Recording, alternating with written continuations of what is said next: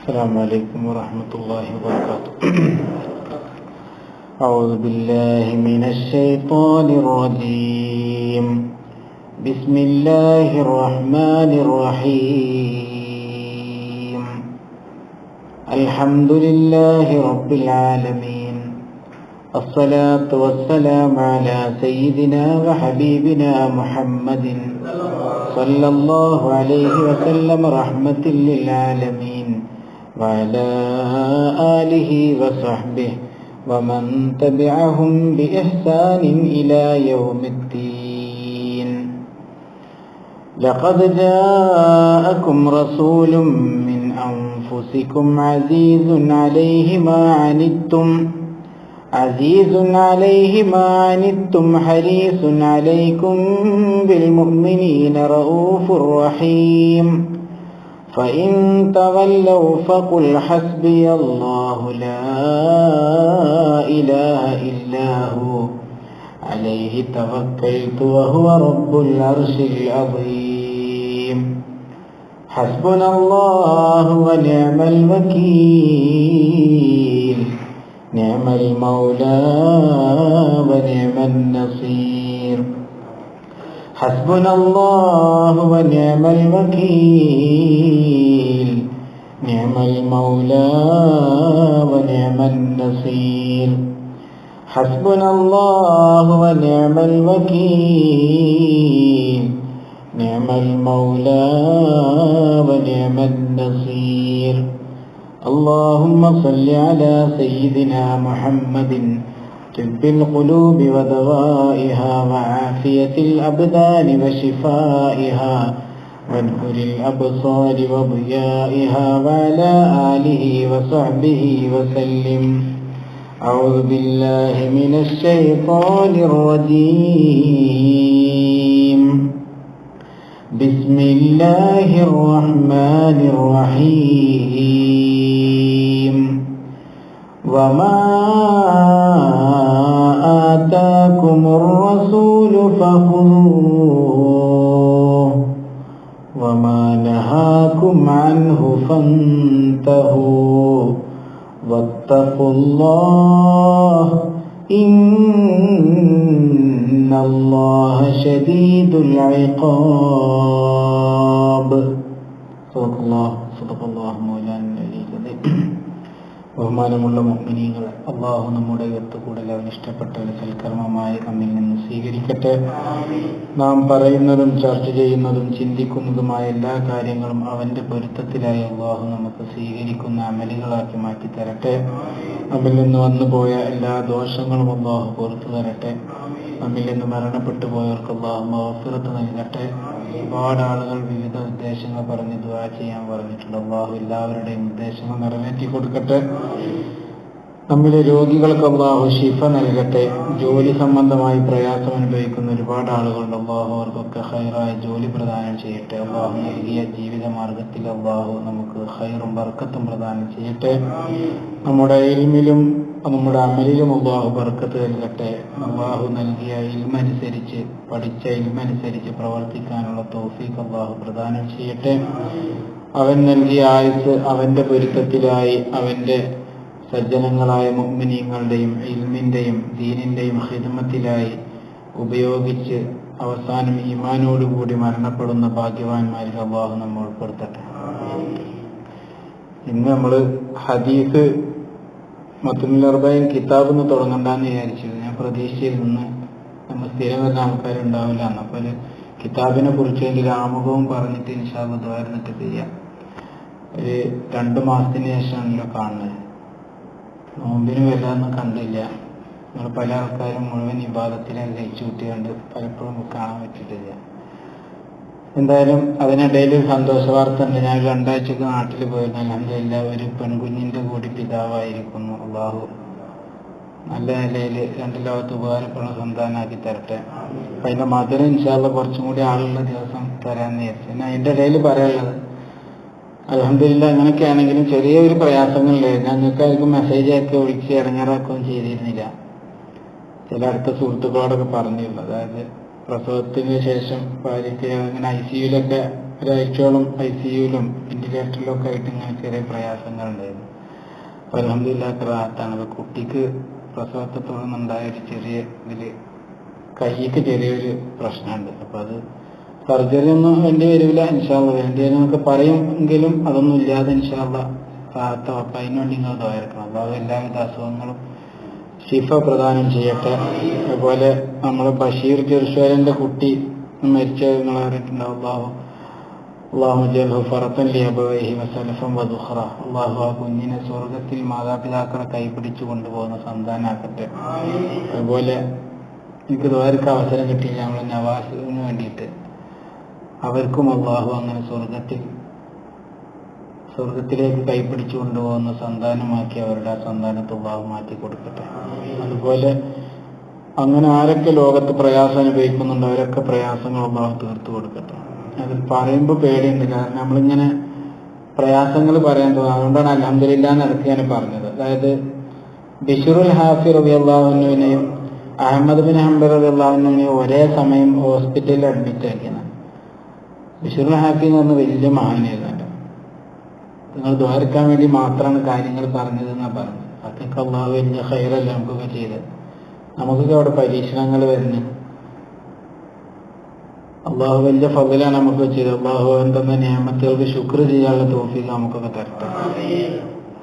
ആ ബിശ്റുൽ ഹാഫി റളിയല്ലാഹു അൻഹു എന്ന് പറഞ്ഞ വലിയ മഹാനായിരുന്നല്ലോ. അഹ്മദ് ബിൻ ഹംബൽ റളിയല്ലാഹു അൻഹു മദ്ഹബിന്റെ ഇമാമായിരുന്നു, വലിയ മഹാനായിരുന്നു. അവരെ മക്കളെ പലപ്പോഴും ബിശ്റുൽ ഹാഫി തങ്ങളുടെ അടുത്തേക്ക് പറഞ്ഞയക്കുമായിരുന്നു. ബിശ്റുൽ ഹാഫി വലിയ ആബിദായ മനുഷ്യനായിരുന്നു. ജീവിതത്തിൽ പെട്ടെന്നുണ്ടായ മാറ്റാണ്. പിന്നെ വിലായത്തിന്റെ വലിയ പദവിയിലെത്തിയ വലിയ മഹാനായിമാർ. പക്ഷെ ഇങ്ങനെയൊക്കെ ആയിട്ടും അഹ്മദ് ബിൻ ഹംബൽ എന്ന് പറയുന്ന വലിയ പണ്ഡിതൻ ബിശ്റുൽ ഹാഫി തങ്ങളുടെ അടുത്തേക്ക് മക്കളെ പറഞ്ഞേക്കുമ്പോൾ ചില ആൾക്കാരൊക്കെ ചോദിച്ചിരുന്നു എന്നാണ്. അതിന്റെ നിങ്ങളെപ്പോലത്തെ ഒരു വലിയ പണ്ഡിതൻ ഈ ബിശ്റുൽ ഹാഫിന്റെ അടുത്തേക്ക് പറഞ്ഞേക്കണം. അപ്പോൾ പറഞ്ഞു എന്നാണ്, നമ്മളെ അടുത്തൊക്കെ ഉള്ളത് കിതാബിലുള്ള വിവരം, ഖുർആനിലുള്ള വിവരം. ഇവരടുത്ത് സ്വാഹിബുൽ ഖുർആന്റെ വിവരങ്ങളുണ്ട്. ഖുർആന്റെ ആളായ അള്ളാഹിനെ പറ്റിയുള്ള വിവരങ്ങൾ അവരടുത്ത് നന്നായിട്ടുണ്ട്. അതാണ് ഔലിയാക്കളെ പ്രത്യേകത. നമ്മൾ പറയല്ലോ സാധാരണ ബഹിരാകാശ ശാസ്ത്രജ്ഞനും ബഹിരാകാശ സഞ്ചാരിയും തമ്മിലുള്ള വ്യത്യാസമുണ്ട്. ബഹിരാകാശ ശാസ്ത്രജ്ഞന്റെ പണി ഇങ്ങനെ ഇരുന്നിട്ട് നമ്മൾ ഇംഗ്ലീഷിൽ പ്രയോഗമുണ്ട് ആം ചെയർ ട്രാവലർ എന്ന്. അതായത് അങ്ങനെ ഇരുന്ന് പറയാം അമേരിക്കയിൽ അങ്ങനെ ഉണ്ട്, റഷ്യയിൽ ഇങ്ങനെ ഉണ്ട്, പിന്നെ US ഇങ്ങനെ, UK ഇങ്ങനെ ഉണ്ട് എന്നൊക്കെ ഇങ്ങനെ പറയും. ഇത് വായിച്ചിട്ടുള്ള വിവരമാണ്. എന്നാൽ പോയ ആള് പറയുന്നത് US ഒരു ഹോട്ടൽ, അവിടെ നിന്നാലും ഇങ്ങനെ മൊത്തം ഇങ്ങനെ കാണാൻ രസമാണെന്ന് എന്നൊക്കെ പറഞ്ഞാൽ അത് കണ്ടോനാണ് ശരിക്ക് എന്ന പോലെയാണെന്നാണ്. നമ്മളിങ്ങനെ ബുക്കൊക്കെ നോക്കി വായിച്ചിട്ട് നമ്മൾ പറയും അള്ളാഹ് ഇത്ര സിഫത്തുണ്ട്, അള്ളാഹ് അങ്ങനെയാണ്, അള്ളാഹ് എങ്ങനെയാണ് എന്നൊക്കെ പറയും. നമ്മൾ അനുഭവിച്ചിട്ടില്ല. ഇവർ അള്ളാഹിനെ അനുഭവിച്ചു. അള്ളാഹുവിലേക്കുള്ള യാത്രയിലെ സഞ്ചാരികളാണ് അവർ. എന്നപോലെ ബഹിരാകാശത്ത് പോയ ആള് പറയുന്നത് അനുഭവങ്ങളാണ് അയാൾ പറയാം. ബാക്കിയുള്ളവർ പറയാം വായിച്ചു പഠിച്ച അറിവാണ്. അപ്പൊ എന്ന പോലെ അള്ളാഹുവിനെ കുറിച്ച് അനുഭവജ്ഞാനമുള്ള മഹാന്മാരെ അങ്ങനത്തെ ബിശ്റുൽ ഹാഫി തങ്ങളും അഹ്മദ് ബിൻ ഹംബൽ ഒട്ടും മോശമല്ലേ. അവരൊക്കെ എന്താ വെച്ചാല് ഇൽമു കൊണ്ട് മറച്ചു വെക്കാൻ എന്നൊരു പരിപാടി ഉണ്ട്. അതായത് ഇപ്പൊ ഷെയ്ഖുൽ ഇസ്ലാം സക്കരിയ അൽ അൻസാരി വലിയ ഫഖീഹായിരുന്നു. ഫിഖ്ഹിൽ ഒരുപാട് അവഗാഹമുള്ള വലിയ പണ്ഡിതന്. ഈ സക്കരിയ അൽ അൻസാരി റളിയല്ലാഹു അൻഹുവിന്റെ വലിയായിരുന്നു ആളെന്നാണ്. പക്ഷെ ഇവരെ കണ്ടുമുട്ടിയ ഒരു വലിയന് മനസ്സിലായി ഈ കുട്ടി വലിയാണെന്നുള്ളത് പുറത്തറിഞ്ഞു കഴിഞ്ഞാൽ ഈ കുട്ടിന്റെ ഇൽമു കൊണ്ട് ജനങ്ങൾക്ക് ഉപകാരം ഉണ്ടാവില്ല. ആൾക്കാർ പിന്നെ ദ്വാരക്കാൻ പറയുന്നു, വെള്ളം മന്ത്രിക്കാൻ തന്നെ പണി ഉണ്ടാവുള്ളൂ. നമ്മളൊരു നാടൻ ഭാഷയിൽ അതല്ല. അതുകൊണ്ട് തസത്തർ ബിൽ ഫിഖ്ഹി, ഫിഖ് കൊണ്ടും ഇൽമു കൊണ്ട് എന്ത് ചെയ്യണം, മറട്ടോന്ന് ഈ മഹാൻ ഉപദേശിച്ചു എന്നാണ് സക്കരിയ അൽ അൻസാരിത്താണ്. അതുകൊണ്ടാണ് ശംസുലുലമൊക്കെ ഓരോ പിന്നെ പല കറാമത്തുകളും പ്രകടമാകുമ്പോൾ പറയുന്നത് അതൊന്നും ഇപ്പൊ എവിടെയും പറയണ്ടാന്ന്, അല്ലെങ്കിൽ അങ്ങനൊന്നും ഇല്ലാത്ത പോലെ നടക്കുക പുറത്ത്. അപ്പൊ അതാണ് അഹ്മദ് ബിൻ ഹംബൽ റളിയല്ലാഹു ഇൽമിൽ ആണ് പുറത്ത് പ്രകടിപ്പിച്ചിരുന്നത്. കാരണം അവരെ ഇൽമു കൊണ്ട് ലോകത്തിന് ഒരുപാട് ഉപകാരങ്ങൾ അല്ലാഹു കൊടുക്കാൻ ഉദ്ദേശിച്ചിട്ടുണ്ടായിരുന്നു. അപ്പൊ ഇവർ രണ്ടാളെയും ഒരേ സമയത്ത് ഹോസ്പിറ്റലിൽ ചികിത്സക്ക് അഡ്മിറ്റ് ചെയ്തു. അപ്പൊ വൈദ്യൻ ഇങ്ങനെ വന്നിട്ട് ഡോക്ടർ വന്നിട്ട് ചികിത്സിക്കുമ്പോൾ അഹ്മദ് ബിൻ ഹംബൽ തങ്ങളോട് ചോദിക്കും ഇപ്പൊ എങ്ങനെയുണ്ട് എന്ന് വെച്ചാൽ അഹ്മദ് ബിൻ ഹംബൽ തങ്ങൾ പറയും ഇപ്പൊ ഇവിടെ ഒരു വേദന ഉണ്ട്, ഇവിടെ ചെറിയൊരു വേദന ഉണ്ട്, തലവേദന ഇപ്പൊ കുറച്ച് ഇങ്ങനെ പറയും. നേരെ ബിഷറുൽ ഹാഫി തങ്ങൾ എടുത്ത് ഇതേ ഡോക്ടർ പിന്നെ ചെന്നിട്ട് ചോദിച്ചാൽ ബിഷറുൽ ഹാഫി പറയും അൽഹംദുലില്ലാഹ് അഹ്മദുല്ലാ, എന്നിട്ട് ഇങ്ങനെ അള്ളാഹിനെ കുറെ സ്തുതിക്കും. എന്നിട്ട് പറയുന്നത് തലന്റെ ഇവിടെ വേദന ഉണ്ട്, പിന്നെ ഇവിടുത്തെ മുറി വല്ലാണ്ട് ഉണങ്ങിയിട്ടില്ല, ഇങ്ങനെ ഓരോ കാര്യങ്ങൾ പറയും. അപ്പൊ ഇതിങ്ങനെ ആവർത്തിച്ചപ്പോ അഹമ്മദ് ബിൻ ഹംബൽ തങ്ങൾ എടുത്തു വന്നിട്ട് ഈ ഡോക്ടർ ഒരിക്കൽ വന്നപ്പോ ചോദിച്ചു, അല്ലേ ഞാന് ബിഷറുൽ ഹാഫി തങ്ങൾ എത്തുമ്പോണ്ട് നിങ്ങളെത്തുമ്പോണ്ട്, പക്ഷെ നിങ്ങളോട് ചോദിച്ചാൽ എന്ത് പറയും, എന്താ വിവരം എന്ന് വെച്ചാൽ പറയും ഇവിടെ ഒരു വേദന കാലുമേൽ ഉൾക്കില് ഇവിടെ ഇങ്ങനെ പറയും. ബിഷറുൽ ഹാഫിനോട് ചോദിച്ചാൽ ആദ്യം അഹമ്മദുല്ലാ അൽഹംദുലില്ലാഹ് കുറെ അള്ളാഹിനെ സ്തുതിച്ച് അങ്ങനെ പറയും, പിന്നെ പറയും ഇവിടെ ഒരു ചെറിയ മുറിയുണ്ട് ഇവിടെ ഇങ്ങനെ പറയും, ഇത് എന്താ സംഭവം. അപ്പൊ പറഞ്ഞ അവരോട് തന്നെ ചോദിച്ചു നോക്കുന്നത്, എന്നിട്ട് എന്താ പറഞ്ഞെന്ന് എനിക്ക് പറഞ്ഞിട്ടുണ്ടാകുന്നത്. അപ്പൊ ഈ വൈദ്യൻ എന്ത് ചെയ്തു, അടുത്ത ചാൻസില് ബിഷറുൽ ഹാഫി തങ്ങളെ എടുത്തു വന്നപ്പോ ചോദിച്ചു എങ്ങനെയുണ്ട് എന്ന് വെച്ചാൽ പഴയപടി എന്ത് ചെയ്തു അൽഹംദുലില്ലാഹ്ന്നും അഹമ്മദുല്ലാന്നൊക്കെ പറഞ്ഞിട്ട് പിന്നെ എങ്ങനെ പറയാൻ തുടങ്ങി. അപ്പൊ ചോദിച്ചു അഹമ്മദ് ബിൻ ഹംബൽ തങ്ങൾ എടുത്ത് ഞാൻ ചെന്നാൽ ഇങ്ങനെ പറയില്ലല്ലോ, നിങ്ങൾ എടുത്തു വന്നാൽ ഇങ്ങനെ പറയുന്നുണ്ട്, അതിന്റെ കാരണം ഒന്നും കിട്ടിയ തിരക്കിടില്ല. അപ്പൊ പറഞ്ഞു നമ്മളൊരു കാര്യം പറയാൻ വിചാരിച്ചാല് ആദ്യം അൽഹംദുലില്ലാഹ് എന്ന് പറഞ്ഞാല് പിന്നെ പറയണത് എന്താവും, ഇത് ജസ്റ്റ് അയാൾക്ക് കാര്യങ്ങൾ അയാൾ ചോദിച്ചതുകൊണ്ടും വേറെ എന്തെങ്കിലും ഉപകാരം കൊണ്ട് പറഞ്ഞു കൊടുക്കുക മാത്രം, അല്ലാതെ നമ്മളെ ആ നാടൻ മട്ടത്തിലുള്ള എന്തല്ല ആ അവരാദ്യം പായാരം പറച്ചിലൊന്നുമല്ല. ആദ്യം അൽഹംദുലില്ലാഹ് എന്നു പറഞ്ഞിട്ടാല് നേരെ മറിച്ച് ഒരാളോട് വന്ന് ചോദിച്ചാൽ എന്താ വിവരം എന്ത് പാടും ഇങ്ങനെ അതുകൊണ്ട് പറഞ്ഞാല് അത് നേരെ വെച്ച് ഒരാളോട് നമുക്കത് പറയേണ്ടി വരികയാണ്. അതിനുള്ള സാഹചര്യങ്ങൾ ഉണ്ടെങ്കിൽ ആദ്യം എന്താ ചെയ്യാം അൽഹംദുലില്ലാഹ് എന്ന് പറയാം. എന്നിട്ട് നമ്മൾ പറഞ്ഞാൽ അയാൾ ചോദിച്ചതുകൊണ്ട് നമ്മൾ പറയേണ്ട അത്യാവശ്യ കാര്യങ്ങൾ അയാളോട് പറഞ്ഞു എന്നുള്ള മാത്രം. അപ്പൊ അതാണ് അൽഹംദുലില്ലാഹ് ഇപ്പൊ വിഷയപ്പെടുത്താൻ നമ്മളെ സ്വന്തം കാര്യം പറഞ്ഞപ്പോ ഇന്ന് പോയതാണല്ലേ പോട്ടെ. അപ്പൊ അങ്ങനെ നമ്മളൊന്നും അങ്ങനെ പ്രയാസങ്ങൾ പക്ഷെ പരസ്പരം ദ്വാരക്കാൻ വേണ്ടിയിട്ട് ചില കാര്യങ്ങൾ അങ്ങനെ പറഞ്ഞത് മാത്രമേ ഉള്ളൂ. അല്ലാഹു നമ്മളെല്ലാ കാര്യത്തിലും സലാമത്തും ഖൈറും പ്രദാനം ചെയ്യട്ടെ. നബി സല്ലല്ലാഹു അലൈഹി വസല്ലം തങ്ങൾ പറഞ്ഞില്ല തറക്തു ഫീക്കും അംറൈൻ ലൻ തളില്ലു. ഇടയിലൊന്നും കൂടി ദുൽഖഅദ് മാസമായില്ല അല്ലേ, ദുൽഖഅദ് 26-നാണ് നമ്മളിപ്പം മരിച്ചത്, ഒരു 13 വർഷം കഴിഞ്ഞു. അപ്പോൾ നിങ്ങൾ പ്രത്യേകിച്ച് ദുആയിലൊക്കെ ഉൾപ്പെടുത്തണം. അല്ലാഹു നമ്മളെ മാതാപിതാക്കളിൽ നിന്ന് മരണപ്പെട്ടു അവർക്ക് മഗ്ഫിറത്ത് കൊടുക്കട്ടെ.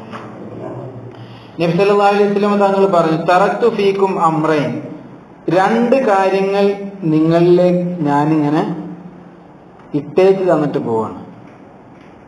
ലൻ തളില്ലു മാ തമസ്സക്തും ബിഹിമാ, ഈ രണ്ട് കാര്യം മുറുകെ പിടിക്കുന്ന കാലത്തോളം നിങ്ങൾ എന്ത് ചെയ്യൂല പിഴക്കൂല. താര പറഞ്ഞ ഒരിക്കലും പിഴക്കാത്ത നാവിന്റെ ഉടമയായ പുണ്യ നബി സല്ലല്ലാഹു അലൈഹി വസല്ലം പറഞ്ഞു ഈ രണ്ട് കാര്യം അതാ കിതാബുല്ലാഹി വ സുന്നത്ത് നബിഹി സല്ലല്ലാഹു അലൈഹി വസല്ലം, അള്ളാന്റെ ഖുർആനും അള്ളാഹുവിന്റെ പ്രവാചകന്റെ തിരുസുന്നത്ത്. ഇതൊക്കെ നമുക്ക് അറിയുന്ന ഹദീസാണ്. ചിലപ്പോൾ ഈ ഹദീസ് ഇങ്ങനെ കാണാതെ പറഞ്ഞുതരും നമ്മളൊക്കെ. ഈ സുന്നത്ത് എന്ന് പറയുന്നത് നമ്മൾ പറയല്ലോ ഖുർആനും തിരുസുന്നത്തും അല്ലേ, ഇത് സുന്നത്ത് എന്ന് പറഞ്ഞാല് പറയും ഉറക്കം വരാത്ത ശരി. വേറെ എന്തെങ്കിലും ഉണ്ടോ? എന്താ വേറെ എന്തെങ്കിലും ഉണ്ടോ? സുന്നത്ത് പല അർത്ഥത്തിൽ പറയും. ഇപ്പൊ ഉദാഹരണം സുന്നത്ത് എന്ന് പറഞ്ഞപ്പോ മദ്രസയിലൊക്കെ പഠിച്ചിട്ടുണ്ട്, ചെയ്താൽ കൂലിയുള്ളതും ഉപേക്ഷിച്ചാൽ അതൊരു സുന്നത്താണ്. അത് ഫിഖിന്റെ ഭാഷയുള്ള സുന്നത്താണ്. എന്നാ ഹദീസിന്റെ പണ്ഡിതന്മാര് സുന്നത്ത് എന്ന് പറയുമ്പോൾ നബി സല്ലല്ലാഹു അലൈഹി വസല്ലം തങ്ങളുടെ ചര്യ എന്ന് പറഞ്ഞാൽ ഹദീസിന്റെ അതേ അർത്ഥത്തിൽ പര്യായമായിട്ട് എന്ത് ചെയ്യും സുന്നത്ത് ഉപയോഗിക്കും.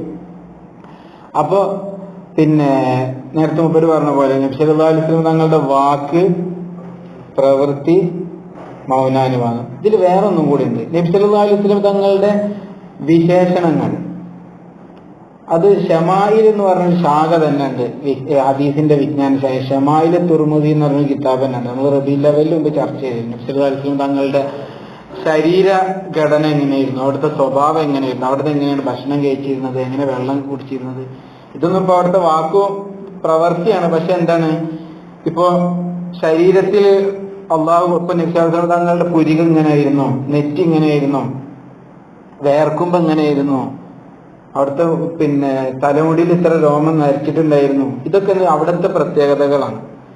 അവിടുത്തെ വിശേഷം ഇതൊക്കെ ഈ സുന്നത്തിൽ പെടുന്നതാണ്. പിന്നെ അപ്പോ ഇതൊക്കെ വിശദീകരിക്കുന്ന ശാഖയാണ് യഥാർത്ഥത്തിൽ എന്ത് സുന്നത്ത്. ഈ നബി സല്ലല്ലാഹു അലൈഹി വസല്ലം തങ്ങള് ഇതിന്റെ ഒരു വലിയ അനുഭവം എന്താ വെച്ചാൽ അള്ളാഹു നമ്മളോട് പറഞ്ഞിട്ടുണ്ട് എന്ത് നിങ്ങൾക്ക് നബി സല്ലല്ലാഹു അലൈഹി വസല്ലം തങ്ങളിൽ വ്യക്തമായ മാതൃക ഉണ്ട് അല്ലെ? മാതൃക ഉണ്ടെങ്കിൽ ആ മാതൃകാ പുരുഷന്റെ ജീവിതം നമുക്ക് മുറിയാതെ കിട്ടണ്ടേ? വേണ്ടേ? അത് കിട്ടി എന്നുള്ളത് അള്ളാഹു ചെയ്ത വലിയൊരു നിയമത്താണ്. കാരണം ഇസ്ലാമിന്റെ പ്രമാണങ്ങളിൽ ഒന്നാമത്തെ സ്ഥാനം എന്തിനാ? ഖുർആൻ തന്നെ. ഖുർആൻ കഴിഞ്ഞാൽ മുസ്ലിം ലോകത്ത് ഏറ്റവും അംഗീകരിക്കപ്പെടുന്ന ഗ്രന്ഥം ഏതാ? ഏത്? സ്വഹീഹ് ബുഖാരി. സ്വഹീഹ് ബുഖാരി എന്ന് പറയാൻ കാരണം എന്താ? ഹദീസാണ്. ഖുർആൻ കഴിഞ്ഞാൽ രണ്ടാമത്തെ പ്രമാണം ഹദീസാണ്.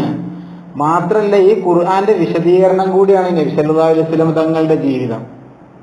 അപ്പൊ ഇതുണ്ടെങ്കിലേ നമുക്ക് എന്ത് ചെയ്യാൻ പറ്റുള്ളൂ?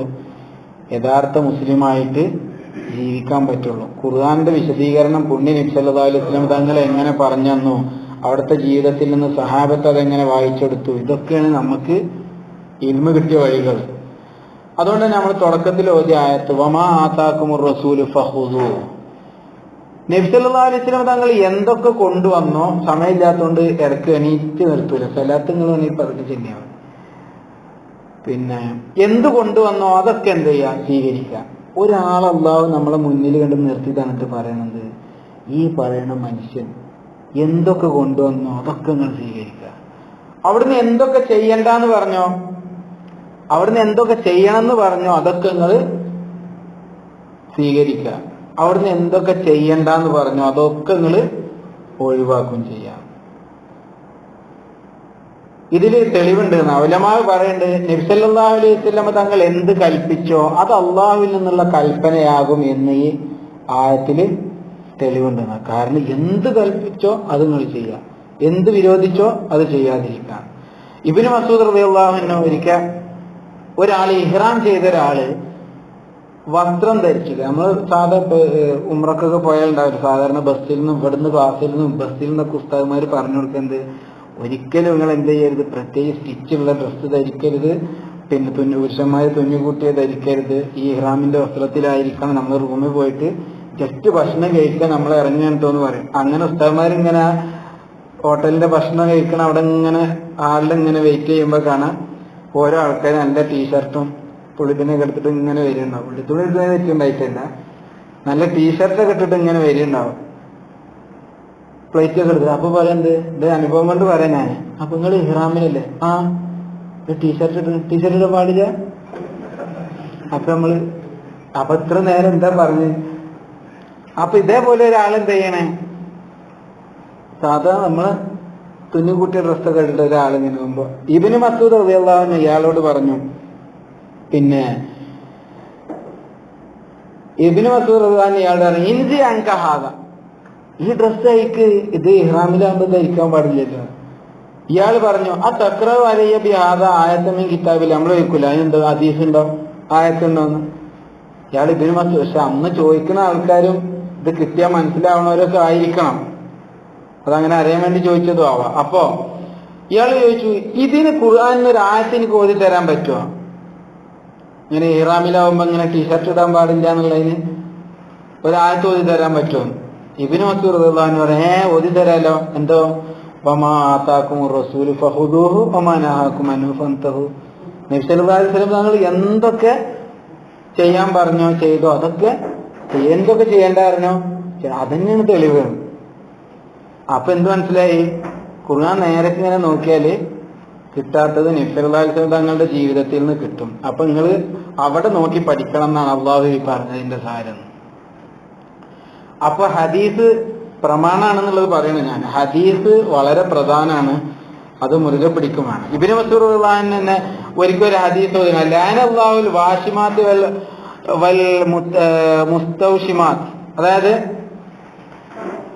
ഈ ഇതുണ്ടല്ലോ, എന്താ പറയുക, ടാറ്റു ഇതങ്ങനെ എന്താ പറയാ, പച്ച കുത്തല്ലേ, പച്ച കുത്തുന്നവരെയും പച്ച കുത്തിക്കുന്നവരെയും അള്ളാഹു ശപിച്ചിരിക്കുന്നു എന്നാണ് ഹദീസാണത്.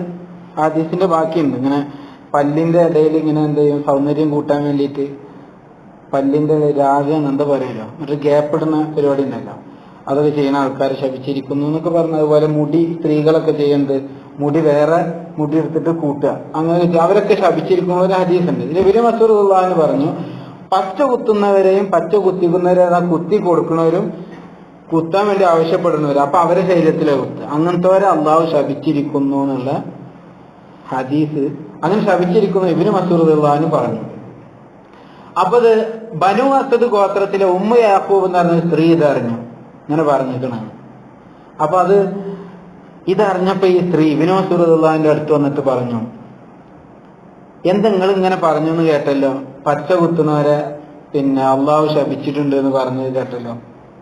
അപ്പൊ ഞാൻ പറഞ്ഞിട്ടുണ്ട്, ശപിച്ച ആൾക്കാരെ അള്ളാഹു ശപിച്ച ആൾക്കാർ, പിന്നെ അള്ളാഹിന്റെ റസൂലിനെ ശപിച്ച ആൾക്കാരെ ഞാൻ പിന്നെ എന്തിനു ശപിക്കാതിരിക്കുന്നു? അതുകൊണ്ട് അള്ളാഹു ശപിച്ചിരിക്കുന്നു എന്ന് ഞാൻ പറഞ്ഞു തന്നെയാണ്.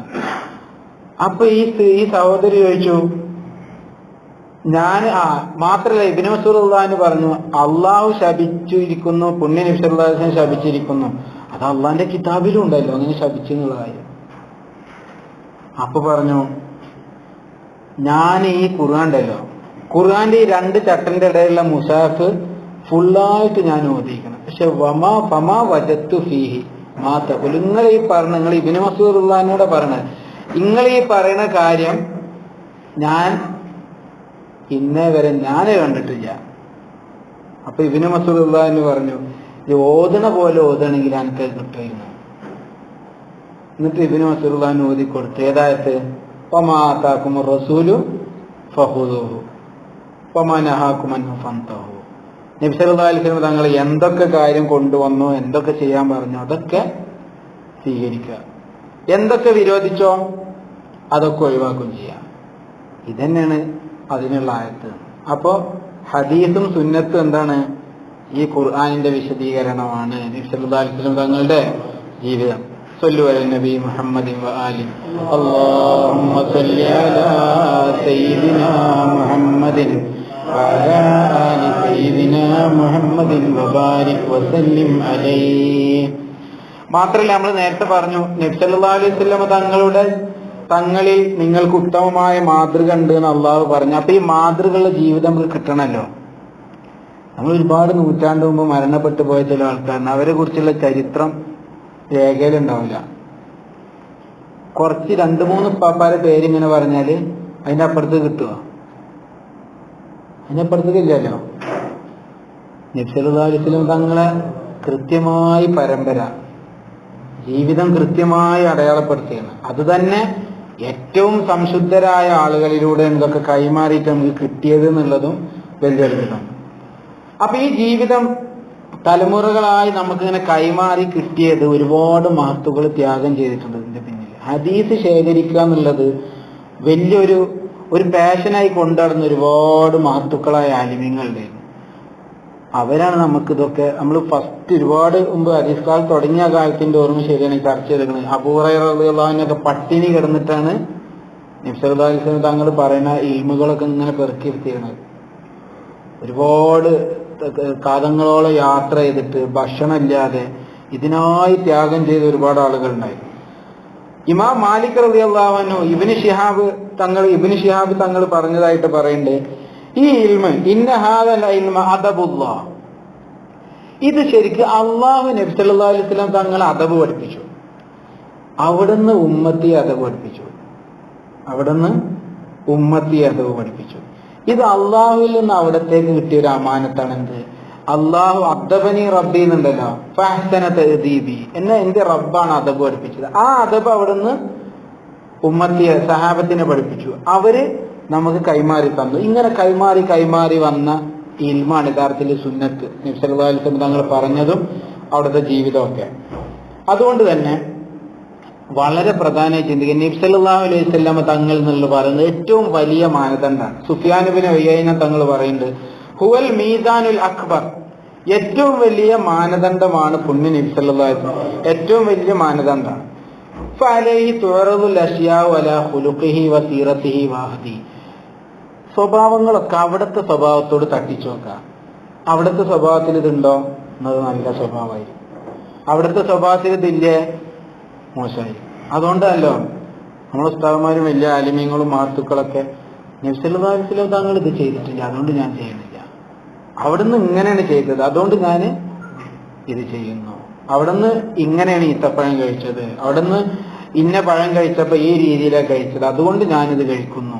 അതെന്താ വെച്ചാൽ അവിടത്തോട് ചേർത്ത് നോക്കുമ്പോൾ അത് അവിടുത്തെ ജീവിതത്തിലുണ്ടോ എന്നത് നല്ലതായിരിക്കും, അല്ലേ അത് മോശമായിരിക്കും. അവിടുന്ന് അത് വെറുത്തിരുന്നോ അത് മോശമായിരിക്കും. ഈ ഒരു മാനദണ്ഡം നമ്മുടെ ജീവിതത്തിൽ പുലർത്തണം. അത് ആയിരിക്കണം ഹദീസൊക്കെ പഠിക്കുന്നതുകൊണ്ടുള്ള നമ്മുടെ ലക്ഷ്യം എന്ന് മനസ്സിലാക്കണം. നമ്മൾ ഇവിടെ ഹദീസ് പഠിക്കണം, നമ്മൾ ഹദീസിലുള്ള കുറച്ച് കാര്യങ്ങൾ ഇങ്ങനെ പഠിക്കണം. യഥാർത്ഥത്തിൽ ലക്ഷക്കണക്കിന് ഹദീസുകൾ മനഃപ്പാഠമാക്കുകയും അതിന്റെ വ്യാഖ്യാനം പഠിക്കുകയും അത് റിപ്പോർട്ട് ചെയ്ത ആളുകളെ കൃത്യമായി മനഃപ്പാഠമാക്കുകയും അവരെ ജീവിതമൊക്കെ പഠിച്ചു വെക്കുകയും ചെയ്ത, എന്നാൽ ജീവിതത്തിൽ ഒരു കറാഹത്ത് പോലും ചെയ്യാതെ ജീവിച്ചിരുന്ന ആളുകളാണ് യഥാർത്ഥത്തിൽ ഹദീസ് ക്രോഡീകരിച്ചതും റിപ്പോർട്ട് ചെയ്ത മഹാന്മാരൊക്കെ.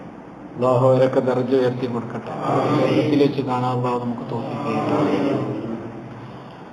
അതുകൊണ്ട് ജീവിതം പഠിക്കുക. യഥാർത്ഥത്തിൽ ശരിക്കും ഇങ്ങനെ ഇൽമ് എന്നുള്ളത് കൈമാറി വന്നത് കുറെ ടെക്സ്റ്റുകളിലൂടെയും ബുക്കുകളിലൂടെയും ഒന്നും അല്ലല്ലോ. എന്താണ് അത്? പകർത്തിയ ജീവിതങ്ങളിലൂടെയാണ്. അത് പ്രധാനമാണ്. നമ്മുടെ നാട്ടിൽ പ്രത്യേകിച്ച് കേരളത്തിലൊക്കെ ദീന് പ്രചരിച്ചത് എങ്ങനെ? നമ്മൾ തന്നെ പറയാം, ഇപ്പൊ കണ്ണീർ ഉസ്താദ് ഇങ്ങനെ ചെയ്യുന്നത് കണ്ടിട്ടുണ്ട്, അങ്ങനെ പറയാം. ഇത് പറയുന്ന ഒരു ആമിയായ ഒരു പൊതുജനങ്ങളിൽ പെട്ട ഒരാൾക്ക് ഇത് പിന്നെ തുഴഫയിലുള്ളതാണെന്നല്ല അയാൾ പറയാം. ഇത് കണ്ണീർ ഉസ്താദ് ഇങ്ങനെ ചെയ്തത് കണ്ടിട്ടുണ്ട്. കണ്ണീർ ഉസ്താദ് അത് പഠിച്ച ആളാണ്. അപ്പൊ ഇത് പഠിച്ച ആലിമീങ്ങളുടെ ജീവിതമാണ് വലിയ ആലിമീങ്ങളും അവരെ മുൻഗാമികളായ അവരുടെ കാലഘട്ടത്തിലുള്ള ആലിമീങ്ങളുടെ ജീവിതം പഠിച്ചിരുന്നത്. ഇബ്നു സീരീൻ തങ്ങളെ കുറിച്ച് പറയുന്നുണ്ട്, ഇമാം മാലിക് റളിയല്ലാഹു അൻഹു. അവർ യഥാർത്ഥത്തിൽ ഇങ്ങനത്തെ ജീവിതങ്ങളുണ്ടല്ലോ, ജീവചരിത്രവും ഓരോരുത്തരും എങ്ങനെയാണ് ജീവിക്കുന്നത് എന്നുള്ളതും ശരിക്കും ഇൽമു ഹദീസൊക്കെ പഠിക്കണം അവരെ പഠിച്ചിരുന്ന. ഇബ്നു സീരീൻ തങ്ങൾ ഒരാളെ പറഞ്ഞയച്ചു എന്നാണ്, ഖാസിം തങ്ങളെ അടുത്തേക്ക്. താബികൾ മഹാനായിരുന്നു. Qasim bin Muhammad bin Abu Bakr Siddiq റളിയല്ലാഹു അൻഹു. അബൂബക്കർ സിദ്ദീഖ് റളിയല്ലാഹു അൻഹുവിന്റെ മകൻ മുഹമ്മദ് എന്നവരുടെ മകൻ ഖാസിം. അവര് താബികളിൽ പെട്ട വലിയ പ്രഗത്ഭനായിരുന്നു. അവരുടെ അടുത്തേക്ക് ഒരാളെ പറഞ്ഞു വെച്ചാൽ എങ്ങനെയാണ് അവരുടെ ജീവിതം എങ്ങനെ നോക്കി പഠിച്ചു വരാൻ, എന്നിട്ടത് പകർത്താൻ. അങ്ങനെ ഓരോ അത്രയും നമ്മൾ ഈ അനുസ്മരണമൊക്കെ നടത്തുമ്പോൾ ശരിക്കും ചെയ്യേണ്ടത്, നമ്മുടെ ഉള്ളിൽ ഉണ്ടാവേണ്ടത് അവരുടെ ജീവിതം ശരിക്കും പഠിച്ചിട്ട് നമുക്ക് പകർത്താൻ പറ്റുമെന്നുള്ളത്. അതിന്റെ വേറെ രീതിയാണ് ഇവരൊക്കെ ചെയ്തിരുന്നത്. അതുകൊണ്ട് തന്നെ വലിയ ആലിമീങ്ങളൊക്കെ മക്കളോട് പറഞ്ഞിരുന്നു, വലിയ ആലിമീങ്ങളുടെയും ഫുഖഹാക്കളുടെയും അടുത്തൊക്കെ പോവാ, എന്നിട്ട് അവരിൽ നിന്ന് അവരെ അദബ് പഠിക്കാൻ, അവരിൽ നിന്ന് അവരുടെ ജീവിതം പഠിക്കുക. അത് ഒരുപാട് ഹദീസ് കാണാതെ പഠിക്കുന്നതിനേക്കാൾ ഉപകാരപ്പെടും. സത്യത്തിൽ ഹദീസ് കൊണ്ടുള്ള ഉപകാരം എന്താണ്? ഇങ്ങനെ ജീവിതത്തിൽ അദബും ചിട്ടയും ദീനനുസരിച്ചുള്ള ജീവിതമൊക്കെ ആയി മാറാന്നുള്ളതാണ്. അപ്പൊ അതിന് ഉപോത്ബലകമാണ് എന്ത്? ഇങ്ങനെയുള്ള ആളുകളുടെ ജീവിതമൊക്കെ പഠിക്കാന്നുള്ളത്. പിന്നെ ഇനി നമ്മൾ കുറച്ച് കാര്യങ്ങൾ പറയുമ്പോൾ നബി സല്ലല്ലാഹു അലൈഹി വസല്ലം യഥാർത്ഥത്തിൽ ഹദീസ് പഠിക്കുക എന്ന് പറഞ്ഞാൽ അവിടുത്തെ വാക്ക്, പ്രവൃത്തി, ജീവിതമൊക്കെ ആണല്ലോ. ഇത് പഠിക്കുമ്പോൾ പാലിക്കേണ്ട കുറെ അദബുകളുണ്ട്. യഥാർത്ഥത്തിൽ ഹദീസ് എന്നുള്ളത് നമ്മൾ ഈ ഫോർവേഡ് ചെയ്ത് കളിക്കേണ്ട ഒരു സംഗതിയല്ല. ഫോർവേഡ് ചെയ്യുന്നത് കുറ്റണ്ടായിട്ട് പറയില്ല. നമ്മൾ തോന്നിയ പോലെ ഒരു തെളിവില്ലാതെ ഇങ്ങനെ അയക്കുമ്പോൾ ശ്രദ്ധിക്കേണ്ട ചില കാര്യങ്ങളാണ്. സഹാബത്ത് പറയുന്നുണ്ട്, അബൂ സഈദ് അൽ ഖുദരി റളിയല്ലാഹു അൻഹു റിപ്പോർട്ട് ചെയ്ത ഹദീസ്, നബി സല്ലല്ലാഹു അലൈഹി വസല്ലം തങ്ങൾ, ഞങ്ങൾ കുന്നാ ജുലൂസൻ ഫിൽ മസ്ജിദ്, ഞങ്ങൾ ഇങ്ങനെ പള്ളിയിൽ ഇരിക്കുകയായിരുന്നു. അപ്പൊ നബി സല്ലല്ലാഹു അലൈഹി വസല്ലം തങ്ങൾ ഞങ്ങളുടെ അടുത്തേക്ക് വന്നു. അങ്ങനെ ഞങ്ങളെ കൂട്ടത്തിൽ പുണ്യ നബി സല്ലല്ലാഹു അലൈഹി വസല്ലം വന്നു ഇരുന്നു. ഫകഅന്ന അലാ റൂസിന ത്വയ്ർ ലാ യതകല്ലമു അഹദും മിന്നാ, ഞങ്ങളൊക്കെ തലയിൽ പക്ഷി വന്നിരിക്കണ പോലെ ഉണ്ട്. ഇതിന്റെ വ്യാഖ്യാനത്തിൽ കാണാം, പക്ഷി വന്നിരിക്കാൻ എല്ലാവരും തല താഴ്ത്തിയിട്ട് അനങ്ങാതെ ഇരിക്കുകയാണ്. കാരണം അത്ര അദബ് പാലിച്ചിരുന്നു. ഈ ഒരു അദബ് ഹദീസുകളെ കുറിച്ച് ഹദീസ് പറയുന്നിടത്തും ഹദീസ് ചർച്ച ചെയ്യുന്നിടത്തും മഹാന്മാരായ ഉലമാ സ്വീകരിച്ചിരുന്നു ഈ അദബ് എന്നാണ്. നമ്മളിങ്ങനെ ഹദീസ് കൊണ്ട് ഇങ്ങനെ അങ്ങോട്ടും ഇങ്ങോട്ടും അമ്മാനാടാണ്. ചില കാര്യങ്ങൾ പറയാം നമുക്ക്. അമർ ഇബ്നു മൈമൂൻ തങ്ങൾ പറയുന്നുണ്ട്, ഞാന് ഒരു വർഷത്തോളം ഞാൻ ഇബ്നു മസ്ഊദ് റളിയല്ലാഹു അൻഹു, സല്ലല്ലാഹു അലൈഹി വസല്ലം തങ്ങളുടെ അടുത്ത സഹാബിയാണ് അബ്ദുല്ലാഹ് ഇബ്നു മസ്ഊദ് റളിയല്ലാഹു അൻഹു. ഒരു വർഷത്തോളം ഞാൻ അവർക്ക് ഖിദ്മത്ത് ചെയ്യാൻ വേണ്ടി അവരുടെ അടുത്ത് ഇങ്ങനെ പോവും വരികയൊക്കെ ചെയ്തിരുന്നു. ഈ ഒരു വർഷത്തിനിടക്ക് നബി സല്ലല്ലാഹു അലൈഹി വസല്ലം തങ്ങളെ പറ്റി പറയുമ്പോൾ ഖാല റസൂലുള്ളാഹി സല്ലല്ലാഹു അലൈഹി വസല്ലം എന്ന ഹദീസ് പറയുമ്പോൾ ഇവർ പറയണ ഞാൻ കേട്ടിട്ടില്ല. മനസ്സിലായില്ല? ഇത് കഴിഞ്ഞില്ല. ഖാല സല്ലല്ലാഹു അലൈഹി വസല്ലമേ പറഞ്ഞിരുന്നുള്ളൂ. ലമീർ മാത്രം, അറബിയിൽ പറഞ്ഞാൽ ലമീർ മാത്രം. അവിടെ നിന്ന് പറഞ്ഞു ഒന്നും അറിയില്ല നമ്മള്. റസൂലുള്ളാഹി സ്വല്ലല്ലാഹു അലൈഹി വസല്ലം പറഞ്ഞെന്ന് പോലും പറയില്ലായിരുന്നു. അത് അവിടുത്തെ പേര് പറയുന്ന പോലെ ആവോ, അപ്പൊ അത് അദബുകേടാവോ എന്ന് തോന്നിയിട്ട്. പക്ഷെ ഒരിക്കൽ അവിടുത്തെ വായിൽ നിന്ന് കാല റസൂലുള്ളാഹി, കാല മുഹമ്മദ് എന്നല്ല പറഞ്ഞത്, കാല റസൂലുള്ളാഹി സല്ലല്ലാഹു അലൈഹി വസല്ലം അങ്ങോട്ട് വന്നുപോയി. പെട്ടെന്ന് മുഖം വിവരണമായി, ആകെ ബേജാറും ടെൻഷനുമായിട്ട് നെറ്റി വേർക്കാൻ തുടങ്ങിയ ഇബ്നു മസ്ഊദ് റളിയല്ലാഹു അൻഹു. അപ്പൊ അത്രത്തോളം അവര് ബഹുമാനത്തിൽ പുലർത്തിയിരുന്നു എന്നുള്ളതിനല്ല കാല റസൂലുള്ളാഹി സ്വല്ലല്ലാഹു അലൈഹി വസല്ലം എന്ന് പറഞ്ഞ തെറ്റായെന്നൊന്നും ഇതിനർത്ഥം വെക്കരുത്. അവരത്രത്തോളം ബഹുമാനം കൽപ്പിച്ചിരുന്നു നബി സല്ലല്ലാഹു അലൈഹി വസല്ലം തങ്ങളുടെ പേര് പറയുന്നിടത്തും ഹദീസ് പറയുന്നിടത്തൊക്കെ. മാലിക് ബിൻ അനസ് റളിയല്ലാഹു അൻഹു ഒരിക്കൽ അബൂ ഹാസിം തങ്ങൾ ഹദീസ് പറയും. ഹദീസ് ഇങ്ങനെ പറയുമ്പോ അബൂ ഹാസിം തങ്ങളെ സദസ്സിന്റെ അടുത്ത് കൂടെ ഇമാം മാലിക് റളിയല്ലാഹു അൻഹു ഇങ്ങനെ നടന്നു. പെട്ടെന്ന് പോകുമ്പോ ശരിക്കും ആ സദസ്സിൽ ഇരുന്നിട്ട് ഹദീസ് കേൾക്കേണ്ടതാണ്. പക്ഷെ ഇമാം മാലിക് റളിയല്ലാഹു അൻഹു ഹദീസ് കേൾക്കാതെ നേരെ പോയി. പിന്നീട് ആളുകൾ ചോദിച്ചപ്പോ പറഞ്ഞു എന്നാണ്, ഞാൻ പോവാൻ കാരണം അവിടെ നോക്കിയപ്പോ ഇരിക്കാൻ സ്ഥലമില്ല, അതുപോലെ ഇരിക്കാൻ പറ്റിയൊരു സ്ഥലം ആ മജ്‌ലിസിൽ ബാക്കിയില്ല. അപ്പൊ പിന്നെ ഞാൻ അവിടെ നിന്നിട്ട് ഇങ്ങനെ ഗഫലത്തായിട്ട് ഹദീസ് കേൾക്കാൻ ബഹുമാനക്കാരല്ലേ, അപ്പൊ പിന്നെ ഞാൻ വേറെ ഒന്ന് പോയതാണ്. ഈ ഇമാം മാലിക് റളിയല്ലാഹു അൻഹു ജന്നത്തുൽ ബഖീയിൽ ഉറങ്ങുന്നുണ്ട്. അല്ലാഹു അവരെ ദർജ ഉയർത്തി കൊടുക്കണം. ഇമാമു ദാരിൽ ഹിജ്റ. ഒരു രാത്രിയിൽ പോലും നബി സല്ലല്ലാഹു അലൈഹി വസല്ലം തങ്ങളെ സ്വപ്നം കാണാതെ കിടന്നുറങ്ങിയിട്ടില്ല എന്ന് പറഞ്ഞ മഹാനാണ് ഇമാം മാലിക് റളിയല്ലാഹു അൻഹു. അപ്പൊ ഇതൊക്കെ ആവണം അവരുടെ ജീവിതത്തിൽ അങ്ങനത്തെ സൗഭാഗ്യങ്ങൾക്കൊക്കെ കാരണമായത്. അല്ലാഹു നമുക്കും അവരൊക്കെ സ്നേഹിക്കാനുള്ള തൗഫീഖ് തരട്ടെ. എന്നിട്ട് അവര് പറയപ്പോ കരിഹ്തു അൻ ആഖുദ ഹദീസ് റസൂലില്ലാഹി സ്വല്ലല്ലാഹു അലൈഹി വസല്ലം വഅന ഖായിമുൻ. ഞാൻ ഇങ്ങനെ ആ സദസ്സിൽ ഇങ്ങനെ നിന്നിട്ട് ഇങ്ങനെ തോന്നിയ പോലെ ഹദീസ് കേൾക്കണ്ടെന്ന് എനിക്ക് തോന്നി. മാലിക് റളിയല്ലാഹു അൻഹു തന്നെ വുദു ഇല്ലാതെ ഹദീസ് പറയില്ലേ, വുദു ഇല്ലാതെ. ഇതിന്റെ വ്യാഖ്യാനങ്ങൾ കാണിട്ട് അവിടുത്തെ അങ്ങേയറ്റത്തെ ബഹുമാനാണ് ഇമാം മാലിക് റളിയല്ലാഹു അൻഹു ഹദീസിനോട് പ്രകടിപ്പിക്കണം. പ്രത്യേക ഒരു പീഠം ഉണ്ടായിരുന്നു എന്നാണ്. ആ പീഠത്തിൽ ഹദീസ് പറയുമ്പോൾ മാത്രമേ അതിൽ ഇരിക്കുള്ളൂ. വുദുവോടുകൂടി മാത്രമേ ഹദീസ് പറയുള്ളൂ. ആളുകൾ വന്നാല് വീട്ടിലുള്ള ആളുകൾ പറഞ്ഞേക്കും. ഇമാം മാലിക് റളിയല്ലാഹു അൻഹു പറഞ്ഞേച്ചാൽ അവർ ചോദിക്കുന്നതാണ്, നിങ്ങൾ മസ്അല ചോദിക്കാനാണോ വന്നത് അതല്ല ഹദീസ് കേൾക്കാനാണോ വന്നത്? അപ്പൊ അവര് മസ്അല കേൾക്കാനാണെന്ന് പറഞ്ഞാൽ മസ്അല അങ്ങനെ പറഞ്ഞു. വന്നിട്ട് ഹദീസ് കേൾക്കാനാണെന്ന് പറഞ്ഞാൽ നേരെ ബാത്റൂമിൽ പോയിട്ട് കുളിക്കും. കുളിച്ചിട്ട് നല്ല പുതിയ വസ്ത്രം, അത് നല്ല വൃത്തിയൊക്കെ ഉള്ള അതിനായിട്ടുള്ള വസ്ത്രത്തിൽ ധരിക്കും, അത്തറ് തേക്കും, പിന്നെ പ്രത്യേക ഷാളണിയും അവിടുത്തെ പ്രത്യേക തലപ്പാവണിയും. അങ്ങനെ വലിയ ബഹുമാനത്തിൽ ആ പ്രത്യേക സ്ഥലത്ത് വന്നിരുന്നിട്ട് ഹദീസ് പറയുമായിരുന്നു ഇമാം മാലിക് ബിൻ അനസ് റളിയല്ലാഹു അൻഹു. അബ്ദുല്ലാഹി ഇബ്നു മുബാറക് റളിയല്ലാഹു അൻഹു പറയുന്നുണ്ട്, ഞാൻ ഒരിക്കൽ ഇമാം മാലിക് തങ്ങളുടെ അടുത്ത് ഇരിക്കുകയാണ്. അപ്പൊ അവര് ഹദീസ് ഇങ്ങനെ പറഞ്ഞുകൊണ്ടിരിക്കുകയാണ്. ഹദീസ് ഇങ്ങനെ പറഞ്ഞുകൊണ്ടിരിക്കുമ്പോ അവരെ മുഖം ഇങ്ങനെ വിവരണാവുന്നുണ്ട്, മുഖത്ത് ഇങ്ങനെ മഞ്ഞ കളറ് കയറിന്റെ ഇടക്ക്, പിന്നെ വല്ലാതെ പ്രയാസം അനുഭവിക്കുന്നുണ്ട്. പക്ഷെ ഹദീസ് ഇങ്ങനെ പറഞ്ഞുകൊണ്ടിരിക്കുന്നുണ്ട്. അത് കഴിഞ്ഞതിന് ശേഷം ജനങ്ങളൊക്കെ പിരിഞ്ഞു പോയപ്പോ അബ്ദുല്ലാഹി ഇബ്നു മുബാറക് റളിയല്ലാഹു അൻഹു പറയും, ഞാൻ ചോദിച്ചു, യാ അബാ അബ്ദില്ലാ ലഖദ് റഅയ്തു മിൻകൽ യൗമ അജബാ, ഇന്ന് എന്തോ ഒരു അത്ഭുതം കണ്ടല്ലോ, മുഖത്തൊക്കെ ആകെ വല്ലാതെ പ്രയാസപ്പെട്ടാണ് ഹദീസ് പറഞ്ഞത്. അപ്പൊ പറഞ്ഞു, ലദഗത്നി അഖറബു 16 മറ, 16 തവണ എന്നെ തേള് കുത്തി ഞാൻ ഹദീസ് പറഞ്ഞുകൊണ്ടിരിക്കുമ്പോ. വഅന സാബിറുൻ ഫീ ജമീഇ ദാലിക, ഞാൻ എങ്ങനെ ക്ഷമിച്ചുകൊണ്ടിരുന്നു. വഇന്നമാ സബർതു അജലൻ ലഹദീസ് റസൂലില്ലാഹി സ്വല്ലല്ലാഹു അലൈഹി വസല്ലം, നബി സല്ലല്ലാഹു അലൈഹി വസല്ലം വഇന്നമാ സബർതു ഇജ്ലാലൻ ലഹദീസ് റസൂലില്ലാഹി സ്വല്ലല്ലാഹു അലൈഹി വസല്ലം, നബി സല്ലല്ലാഹു അലൈഹി വസല്ലം തങ്ങളുടെ ഹദീസിനോടുള്ള ബഹുമാനം കണക്കിലെടുത്തിട്ടാണ് ഞാൻ 16 തവണ തേട് കുത്തിയപ്പോഴും ഹദീസ് മുറിക്കാതെ പറഞ്ഞിട്ട് ഇതിങ്ങനെ ക്ഷമിച്ചു നിന്നത് ഇമാം മാലിക് റളിയല്ലാഹു അൻഹു. ഇതൊക്കെ ഹദീസിനോട് അവർ കാണിച്ച ബഹുമാനാണ്. ഹിശാം ബിൻ ഗാസി അവർ ഒരിക്കൽ മാലിക് റളിയല്ലാഹു അൻഹുവിനോട് ചോദിച്ചു. ഒരിക്കൽ ഹിശാം ബിൻ ഗാസി ഇമാം മാലിക് തങ്ങളുടെ കാലക്കാരനാണ്, പക്ഷെ അവര് മുമ്പ് വഫാത്തായിട്ടുണ്ട്. അവരൊരിക്കൽ ഇങ്ങനെ വഴിയിൽ വെച്ചിട്ട് ഹദീസ് വെച്ച് ഇമാം മാലിക് റളിയല്ലാഹു അൻഹു ഇങ്ങനെ നിൽക്കുകയായിരുന്നു. അപ്പൊ ഇമാം മാലിക് റളിയല്ലാഹു അൻഹുവിന്റെ ഒരു ശൈലി, ആലിമീങ്ങൾ ഓരോരുത്തരും ഓരോ ശൈലി. ഇമാം മാലിക് റളിയല്ലാഹു അൻഹുവിന്റെ ശൈലി നിൽക്കുമ്പോഴും നടക്കുമ്പോഴൊന്നും ഹദീസ് ചോദിച്ചാൽ പറഞ്ഞു തരൂല, ദേഷ്യം പിടിക്കും. അത് പ്രത്യേക സമയത്ത് അങ്ങനത്തെ ബഹുമാനപ്പെട്ട സദസ്സിൽ വെച്ച് ചോദിക്കാവും. അപ്പൊ ഇമാം മാലിക് റളിയല്ലാഹു ഇങ്ങനെ നിൽക്കുന്ന സമയത്ത് ഹിഷാമുൽ ഖാസിദ് അന്ന് ഹദീസ് കിട്ടാന്ന് അത്രയും. അപ്പോ ഹദീസ് ചോദിച്ചു. അപ്പൊ ചാട്ടവാർ എടുത്തിട്ട് 20 അടി അടിച്ചു. വഴിയിൽ വെച്ചിട്ട് നിൽക്കുമ്പോ ഹദീസ് വെക്കടാന്ന് വെച്ചിട്ട് ശിഷ്യനാണ് അടിച്ചു. 20 അടി അടിച്ചു. അടിച്ചു കഴിഞ്ഞതിന് ശേഷം പാവം തോന്നി. കാര്യം എന്തായാലും ഇൽമിനോടുള്ള കൊതി കൊണ്ടല്ലേ ചോദിച്ചത്. അങ്ങനെ വിളിച്ചിട്ട് 20 ഹദീസ് പറഞ്ഞു കൊടുത്തു. ഇമാം മാലിക് റളിയല്ലാഹു അൻഹു ഹദീസ് കിട്ടുക എന്ന് പറഞ്ഞാൽ അതിന്റെ സനത് ഇങ്ങനെ കിട്ടുകയാണ്.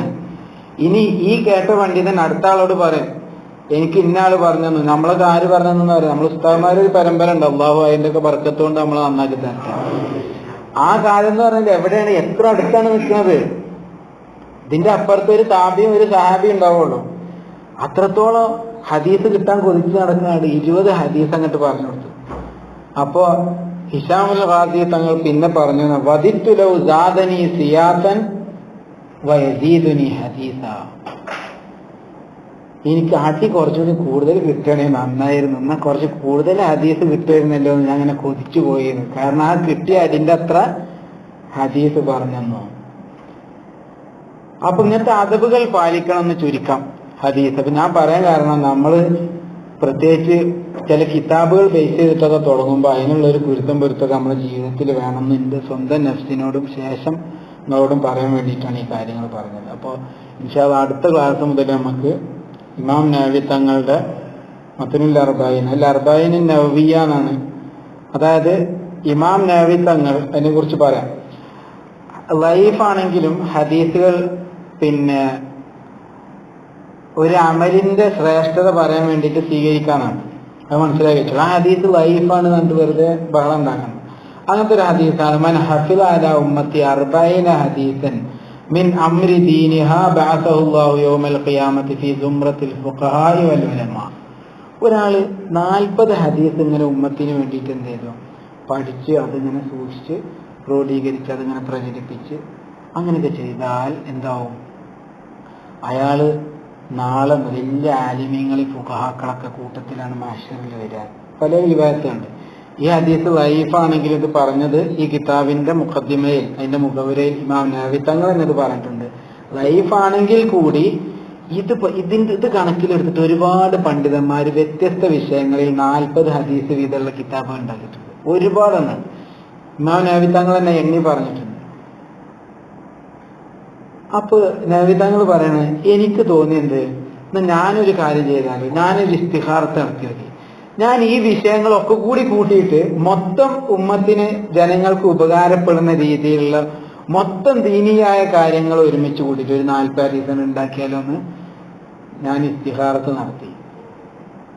അങ്ങനെ ഉണ്ടാക്കിയ 40 ഹദീസിന് പേരാണെങ്കിൽ 42 ഹദീസ് ഉണ്ടാവും കിതാബിൽ. എന്നിട്ട് മാനവർകൾ പറയുന്നത്, വെറും ഞാൻ ലൈഫായ ഹദീസ് എന്ന് പറഞ്ഞാൽ അവിടെ അല്ലട്ടോ ഞാൻ പഠിച്ചിക്കണേ. ഞാനിതൊക്കെ പ്രതീക്ഷിക്കാൻ കാരണം വേറെ ചില ഹദീസുണ്ട്. എന്താ, നബി സല്ലല്ലാഹു അലൈഹി വസല്ലം തങ്ങൾ പറഞ്ഞില്ല, സ്വഹീഹായ ഹദീസാണല്ലോ, ലിയുബല്ലിഗു ഷാഹിദു മിൻകുമുൽ ഗായിബ, നിങ്ങളിൽ നിന്ന് സന്നിഹിതർ അസന്നിഹിതർക്ക് എത്തിച്ചു കൊടുക്കട്ടെ എന്ന് പറഞ്ഞാൽ കിട്ടിയവർ കിട്ടാത്തവർക്ക് കൊടുക്കട്ടെ. അപ്പൊ ഇൽമ് കിട്ടിയ ആൾക്കാര് കിട്ടാത്തവർക്ക് കൊടുക്കട്ടെ. അപ്പൊ എനിക്കിത് കിട്ടി, അടുത്ത തലമുറക്ക് കിട്ടണം, തലമുറകളോളം കിട്ടണം. നമ്മൾ ആലോചിച്ച് നോക്കി, 700 കൊല്ലത്തിന് മേലായി ഇമാം നവവി തങ്ങൾ വഫാത്തായിട്ട്. ഇപ്പോഴും നമ്മളെന്ത് ചെയ്യാണ്, അവരെ ഓർക്കാണ്. അതാണ്, അവരൊക്കെ നീയത്ത് നല്ലതായിരുന്നു, നീയത്ത് നല്ലതായിരുന്നു. അങ്ങനെ അതുപോലെ നവ്വറല്ലാഹു ഇംറാൻ സമിഅ മഖാലതി ഫവആഹ ഫഅദ്ദാഹ കമാ സമിഅ. അതുപോലെ തന്നെയാണ് എന്ത്, അള്ളാഹു ഒരാളെ പ്രകാശപൂരിതമുള്ള ഒരവസ്ഥയിലാക്കട്ടെ. സമിഅ മഖാലത്തി, അവൻ എന്റെ വാക്ക് കേട്ടു. നബി സല്ലല്ലാഹു അലൈഹി വസല്ലം തങ്ങൾ ദ്വാരക്കാണ്, എന്റെ വാക്ക് കേട്ടു. ഫവആഹ, അങ്ങനെ അവനത് പഠിച്ചു. ഫഅദ്ദാഹ കമാ സമിഅഹ, അവനത് കേട്ട പോലെ എന്ത് ചെയ്തു, അത് ജീവിതത്തിൽ പകർത്തിയിട്ട് കൈമാറാം, പഠിപ്പിച്ചു കൊടുത്തിട്ട് കൈമാറാം. ഇങ്ങനെ അവൻ എന്ത് ചെയ്തു, അത് കേട്ട പോലെ അവൻ അതിന്റെ ഹക്ക് വീട്ടിയിട്ട് അവൻ ഇങ്ങനെ മുന്നോട്ട് പോയി. അങ്ങനത്തെ ആൾക്ക് നബി സല്ലല്ലാഹു അലൈഹി വസല്ലം വലിയ ഫളലുണ്ടെന്ന് പറഞ്ഞിട്ടുണ്ട്. ഇതൊക്കെ പ്രതീക്ഷിച്ചിട്ടാണ് ഞാൻ എന്ത് ചെയ്യണത്, ഈ ഹദീസിന്റെ കിതാബ് ക്രോഡീകരിക്കുന്ന മഹാനായ ഇമാം നവവി റഹിമഹുല്ലാഹ്. ഇമാം നവവി എന്ന് പറഞ്ഞാൽ എത്ര കിതാബുകൾ, ഇങ്ങനത്തെ നവവി തങ്ങളെ പറ്റി കുറച്ച് ഇൻഷാ അല്ലാഹ് ലാസ്റ്റ് പറയാം. അപ്പൊ ഇതൊക്കെ ഉൾക്കൊള്ളുന്ന ഹദീസുകൾ ക്രോഡീകരിച്ച് എന്നിട്ട് മാനവകൾ പറയണം, ഞാൻ ഈ ക്രോഡീകരിച്ച് നമ്മളെ മത്നുൽ അർബഈനില് സ്വഹീഹായ ഹദീസുകളാണ്. അതന്നെ ബുഖാരി മുസ്ലിം റിപ്പോർട്ട് ചെയ്ത ഹദീസുകളാണ് ഏറ്റവും കൂടുതലുള്ളത്. എന്നിട്ട് മഹാനവറുകൾ അതിന്റെ മുഖദ്ദിമയിൽ ലാസ്റ്റ് പറയണം, വയംബഗി ലികുല്ലി റാഗിബിൻ ഫിൽ ആഖിറത്ത്. ഞാൻ അത് അടുത്ത ആഴ്ച ഹദീസിൽക്കണ്ട് കടക്കുമ്പോൾ അതിന്റെ ആമുഖം നമ്മളത് പറഞ്ഞ ഒരു ബർക്കത്തിന് വേണ്ടിയിട്ട് പറയണം. അവര് പറയും വയംബഗി ലികുല്ലി റാഗിബിൻ ഫിൽ ആഖിറ. ആഖിറത്തിൽ കൊതിയുള്ള ഓരോരുത്തർക്കും അത്യാവശ്യമാണ് അയ്യാരിഫ ഹാദിഹിൽ അഹാദീസ്, ഈ ഹദീസുകൾ, ഞാൻ ഈ ക്രോഡീകരിച്ച ഹദീസുകൾ പഠിക്കൽ. കാരണം എന്താ, ലിമഷ്തമലത്ത് അലൈഹി മിനൽ മുഹിമ്മാത്തി, വലിയ പ്രധാനപ്പെട്ട കാര്യങ്ങളൊക്കെ ഈ ഹദീസുകളിൽ ഉൾക്കൊണ്ടിട്ടുണ്ട്. വഹ്തവത്ത് അലൈഹി മിന തംബീഹി അല ജമീഇ ത്വാഅത്തി, എല്ലാ സൽക്കർമ്മങ്ങളും അള്ളാഹ്ക്ക് വേണ്ടിയുള്ള ഇബാദത്തുകളൊക്കെ ചെയ്യണമെന്ന് ഉണർത്തുന്ന കാര്യങ്ങളും ഈ ഹദീസിലുണ്ട്. അപ്പോൾ ദാലിക ളാഹിറുൻ ലിമൻ തദബ്ബറ, ഇത് ചിന്തിച്ച ആൾക്കാർക്കൊക്കെ ഇത് വ്യക്തമായിട്ട് മനസ്സിലാവും. വഅലല്ലാഹി ഇഅ്തിമാദി വഇലൈഹി തഫ്വീദി, എന്റെ തവക്കുലും തഫ്വീദൊക്കെ ആർക്കാണ്? അള്ളാഹുവിൽ പരമേൽപ്പിക്കാണ്. വലഹുൽ ഹംദു വന്നിഅമത്തു വബിഹി തൗഫീഖു വൽഇസ്മത്തു. നമുക്കും അതന്നെ പറയാനുള്ളത്. നമ്മൾ കിതാബ് പഠിക്കുകയാണെങ്കിലും ഹദീസ് പഠിക്കുകയാണെങ്കിലും ക്ലാസ് എടുക്കുകയാണെങ്കിലും കേൾക്കുകയാണെങ്കിലും ഒക്കെ ആര് തരുന്ന നിയമത്താണ്? അള്ളാഹു തരുന്ന നിയമത്താണ്. കാവലും ആരെന്നെ തരണം? അള്ളാഹുവിനെ തരണം. അള്ളാഹു നമ്മളെ കൽബൊക്കെ അള്ളാഹുവിന്റെ വഴിയിലായിട്ട് നിലനിർത്തി തരണം. വലിയ സൈന്തി മഖ്ദൂമിന്റെ ഒക്കെ ചില കിതാബിന്റെ തുടക്കത്തിൽ ഇങ്ങനെ കാണാം, പഠിച്ചോനെ ഇതിന്റെ കൽബി റിയാവ് വരാതെ കാക്കണേ, അത്രത്തോളം. എന്നിട്ട് അത്ര ഇതിലാ പറയാൻ, ഞാൻ ഇതിനൊന്നും കഴിവില്ലാത്തവനായിട്ടും പിന്നെ എനിക്ക് ഇൽമില്ലാത്തവനൊക്കെ ആയിട്ടും ഞാൻ ഇതിനെ ഇറങ്ങണത് പഠിച്ചോൻ എന്റെ പതില് കണ്ടിട്ട്. അവർക്ക് ഇൽമില്ലേ, പിന്നെ ആർക്ക് ഇൽമ? അപ്പൊ ഇമാം നവവി തങ്ങളും പറയണേ, അള്ളാഹുവിൽ പരമേൽപ്പിച്ചിട്ട് ഈ ഹദീസ് ക്രോഡീകരിക്കാണ്. അത് ആഖിറത്തെ കൊതിയുള്ള ആളുകളൊക്കെ അത് പഠിക്കണം. ഇമാം നവവി തങ്ങളെ പറ്റി ബർക്കത്തിന് വേണ്ടി കുറച്ചു നേരം പറഞ്ഞിട്ട് ഇൻഷാ അല്ലാഹ് നിർത്താം. ഇമാം നവവി തങ്ങളെ ചെറുപ്പത്തില് യഹ്യ ഇബ്നു ശറഫുൻ നവവി എന്നൊക്കെ പറഞ്ഞിട്ട് പഠിച്ചിരുന്നില്ല മദ്രസയില്, ഓർമ്മണ്ടാ? ഇല്ലേ? യഹ്യ ഇബ്നു ശറഫുൻ നവവി എന്നൊക്കെ പറഞ്ഞിട്ട് ഇപ്പൊ മദ്രസ പഠിച്ച, ഇപ്പൊ വാഫി കോഴ്സും ഉദവി കോഴ്സും ഒക്കെ ഉണ്ട് ഇപ്പൊ ഇവിടെ. ചേരാത്തവരൊക്കെ പോയി ചേർന്നത്. പണ്ട് മറന്നതൊക്കെ ഞാൻ ദുബായില് നമ്മൾ ഈ സിബിസ് കോഴ്സ് ഉണ്ടല്ലോ ഇപ്പൊ മുസഫയിൽ തുടങ്ങി. അപ്പൊ അതിൽ ദുബായിൽ തുടങ്ങിയിട്ട് 2-3 വർഷമായി. അപ്പൊ അതിന്റെ 3ാമത്തെ ബാച്ചിന്റെ ഒരു സംഗമം ഉണ്ടായിരുന്നു. അപ്പൊ അതില് കുറച്ചേരം ഞാൻ സംസാരിക്കാണ്ടായിരുന്നു അവരായിട്ട്. അപ്പൊ അവിടെ പോയപ്പോ അതിന്റെ ശേഷം ഒരു ഫീഡ്ബാക്ക് ഇങ്ങനെ പറയണം അവിടെ ഉള്ള. അപ്പൊ കുറെ ആളുകൾ പറഞ്ഞ സംഭവം അതാണ്. പണ്ട് ഇപ്പൊ ഒരു ഉദാഹരണം പറഞ്ഞാൽ, പണ്ട് ഞങ്ങളെ മയമാരിസ്റ്റാൻഡിൽ നിന്ന് അടിയിട്ടിട്ട് ഞാൻ പൂട്ടി വെച്ചാൽ കിതാബ് ഇപ്പൊ മിന്നാന്നാണ് തുറന്നത് പറഞ്ഞ പോലെ. പക്ഷെ അത് വലിയ ആഗ്രഹത്തോടാണ് അവരൊക്കെ പറയണത്. അടുക്കി വെച്ചിരുന്ന ഉസ്താമാരൊക്കെ നന്ദിയോടെ ഓർത്തിട്ട് അത് തമാശയിൽ പറഞ്ഞെന്നുള്ളൂ. നല്ല ഫീഡ്ബാക്ക് ആയിട്ട് പറയുന്നത്. ഇവിടെ ഇപ്പൊ സൗകര്യങ്ങളുണ്ട്, ഇപ്പൊ സെൻട്രലും ഉണ്ട് മുസഫയിലും ഉണ്ട്.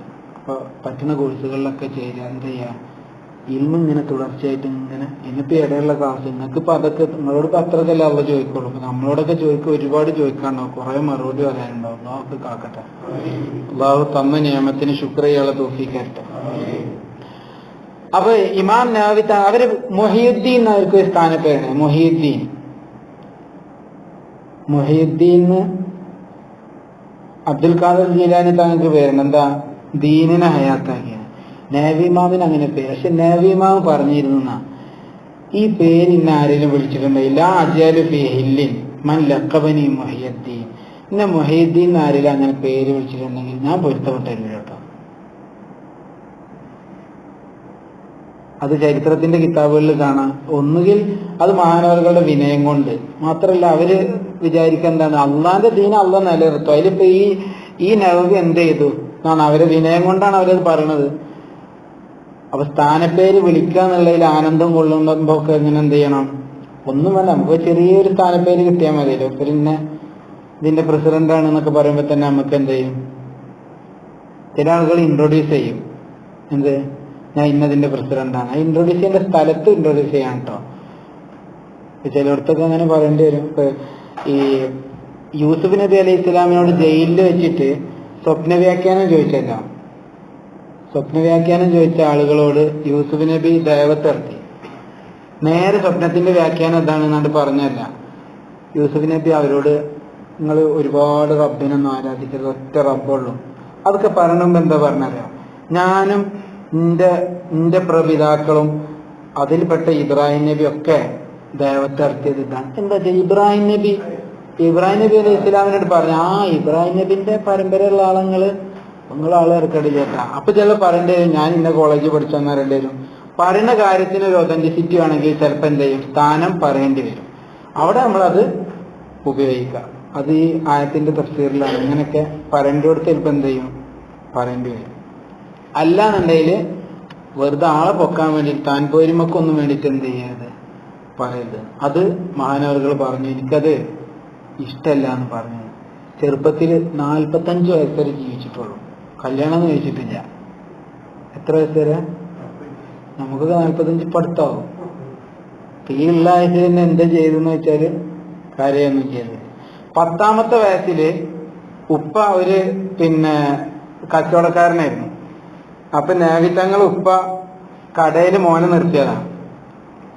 അപ്പൊ ആ സമയത്ത് അവിടെ ഇങ്ങനെ നിൽക്കുമ്പോ ആ ഭാഗത്ത് കൂടി ഒരു ആ കാലത്തെ അഷേഖ് യാസീൻ ഇബ്നു യൂസുഫ് അൽ മറാക്കിഷി, വലിയ മഹാനൊരു വലിയ, അതുവഴി വന്നപ്പോ കുട്ടികളൊക്കെ കളിക്കുന്നുണ്ട്. ഈ കുട്ടീനെ എല്ലാവരും കളിക്കാൻ നിർബന്ധിച്ച് വിളിക്കുന്നുണ്ട്. പക്ഷെ ഈ കുട്ടി അതിൽ നിന്നൊക്കെ ഓടുക, ഖുർആൻ ഇങ്ങനെ ഓതുന്നുണ്ട്. എന്നിട്ട് ഓടുക, കളിക്കാൻ പോണില്ല, ഖുർആൻ ഇങ്ങനെ ഓതുന്നുണ്ട്. അപ്പൊ ഇത് കണ്ടപ്പോ ഇദ്ദേഹം ഈ കുട്ടീനെ ഇങ്ങനെ വിളിച്ചു. അങ്ങനെ അവിടെയുള്ള ആളുകളോട് പറഞ്ഞു, ഈ കുട്ടിന്റെ കാലത്ത് ഏറ്റവും വലിയ പണ്ഡിതനും ഏറ്റവും വലിയ വലിയുമായി മാറുന്നാണ് മനസ്സിലാവുന്നത്. ഈ കുട്ടിനെ കൊണ്ട് ജനങ്ങൾക്ക് ഒരുപാട് ഉപകാരം കിട്ടാൻ പോകുന്നുണ്ടെന്ന് ഇദ്ദേഹം പറഞ്ഞു. അപ്പൊ ഇയാൾ ചോദിച്ചു, നിങ്ങളെന്താ വല്ല ഈ ലക്ഷണം നോക്കണ ആളാണോ എന്ന് ചോദിച്ചു. അതൊന്നുമല്ല, എനിക്ക് ഇങ്ങനെ അങ്ങോട്ട് പറയാൻ തോന്നിയതാണ് ഈ കുട്ടീനെ കണ്ടപ്പോ എന്ന് പറഞ്ഞു. ഇയാൾ പോയി, ഈ വലിയ പോയി. ഇത് നബി തങ്ങളെ വാപ്പാനോട് ഈ കേട്ട ആളുകൾ വന്ന് പറഞ്ഞു.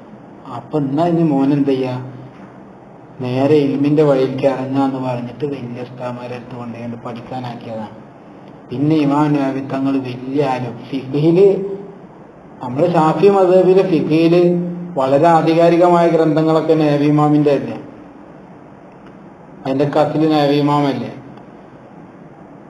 അതുകൊണ്ട് രാത്രിയിലും പകലിലും ഫുള്ളായിട്ട് ഇൽമായിരുന്നു. നബി ഇമാമിന്റെ വലിയ പ്രത്യേകത, നബി ഇമാമിന് രാത്രി പഠിക്കുമ്പോഴൊക്കെ ഇങ്ങനെ ഉറക്കം വന്നാല്, രാത്രി കാലത്ത് ഉറക്കം വന്നാല് പെട്ടെന്ന് ഒരു കിതാബ് എടുത്തിട്ട് ഇങ്ങനെ നോക്കുന്നു. കിതാബ് എടുത്തിട്ട് നബി ഇമാം വരാം, അപ്പൊ കിതാബ് എടുത്തിട്ടാണ് നോക്കിയാല് ഉറക്കാണ്ട് പോകുന്നു.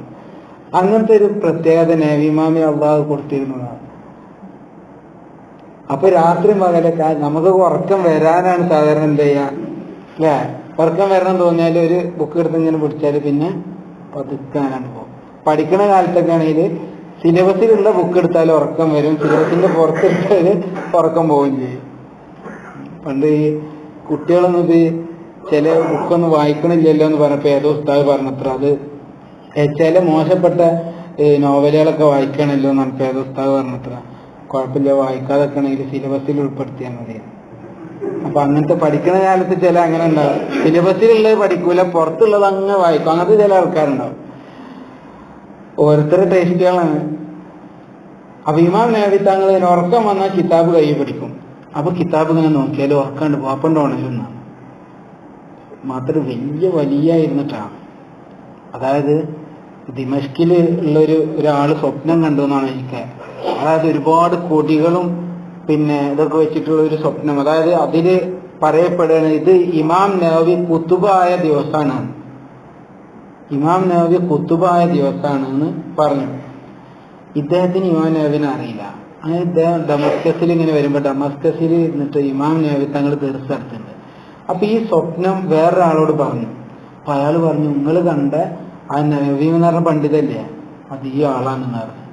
അപ്പൊ ഇയാൾ ഇമാം നബി തങ്ങൾ സദസ്സിലേക്ക് ഇങ്ങനെ പോകും. പെട്ടെന്ന് നബി ഇമാം അവിടെ നിന്ന് വന്നിട്ട് ഇയാളെ പതുക്കണ്ട് പിടിച്ചിട്ട് ചെവിയിൽ പറഞ്ഞു, നിങ്ങൾ പറയാൻ പോകുന്ന കാര്യം ഉണ്ടല്ലോ, ഉള്ളിലുള്ള കാര്യം അത് ആരോടും പറയണ്ടാണ്. അപ്പൊ ഇയാൾ ആരോടും പറഞ്ഞില്ല. അപ്പൊ മനസ്സിലായത് കുത്തുബ തന്നെയാണ്. പക്ഷെ എന്തായില്ല, കുത്തുബാണെന്ന് പറഞ്ഞിട്ട് ഇങ്ങനെ കോട്ടിട്ടിട്ട് നിന്നില്ല എന്ന് മാത്രം. അവിടെയാണ് അതിന്റെ ഇത് മനസ്സിലാകേണ്ടത്.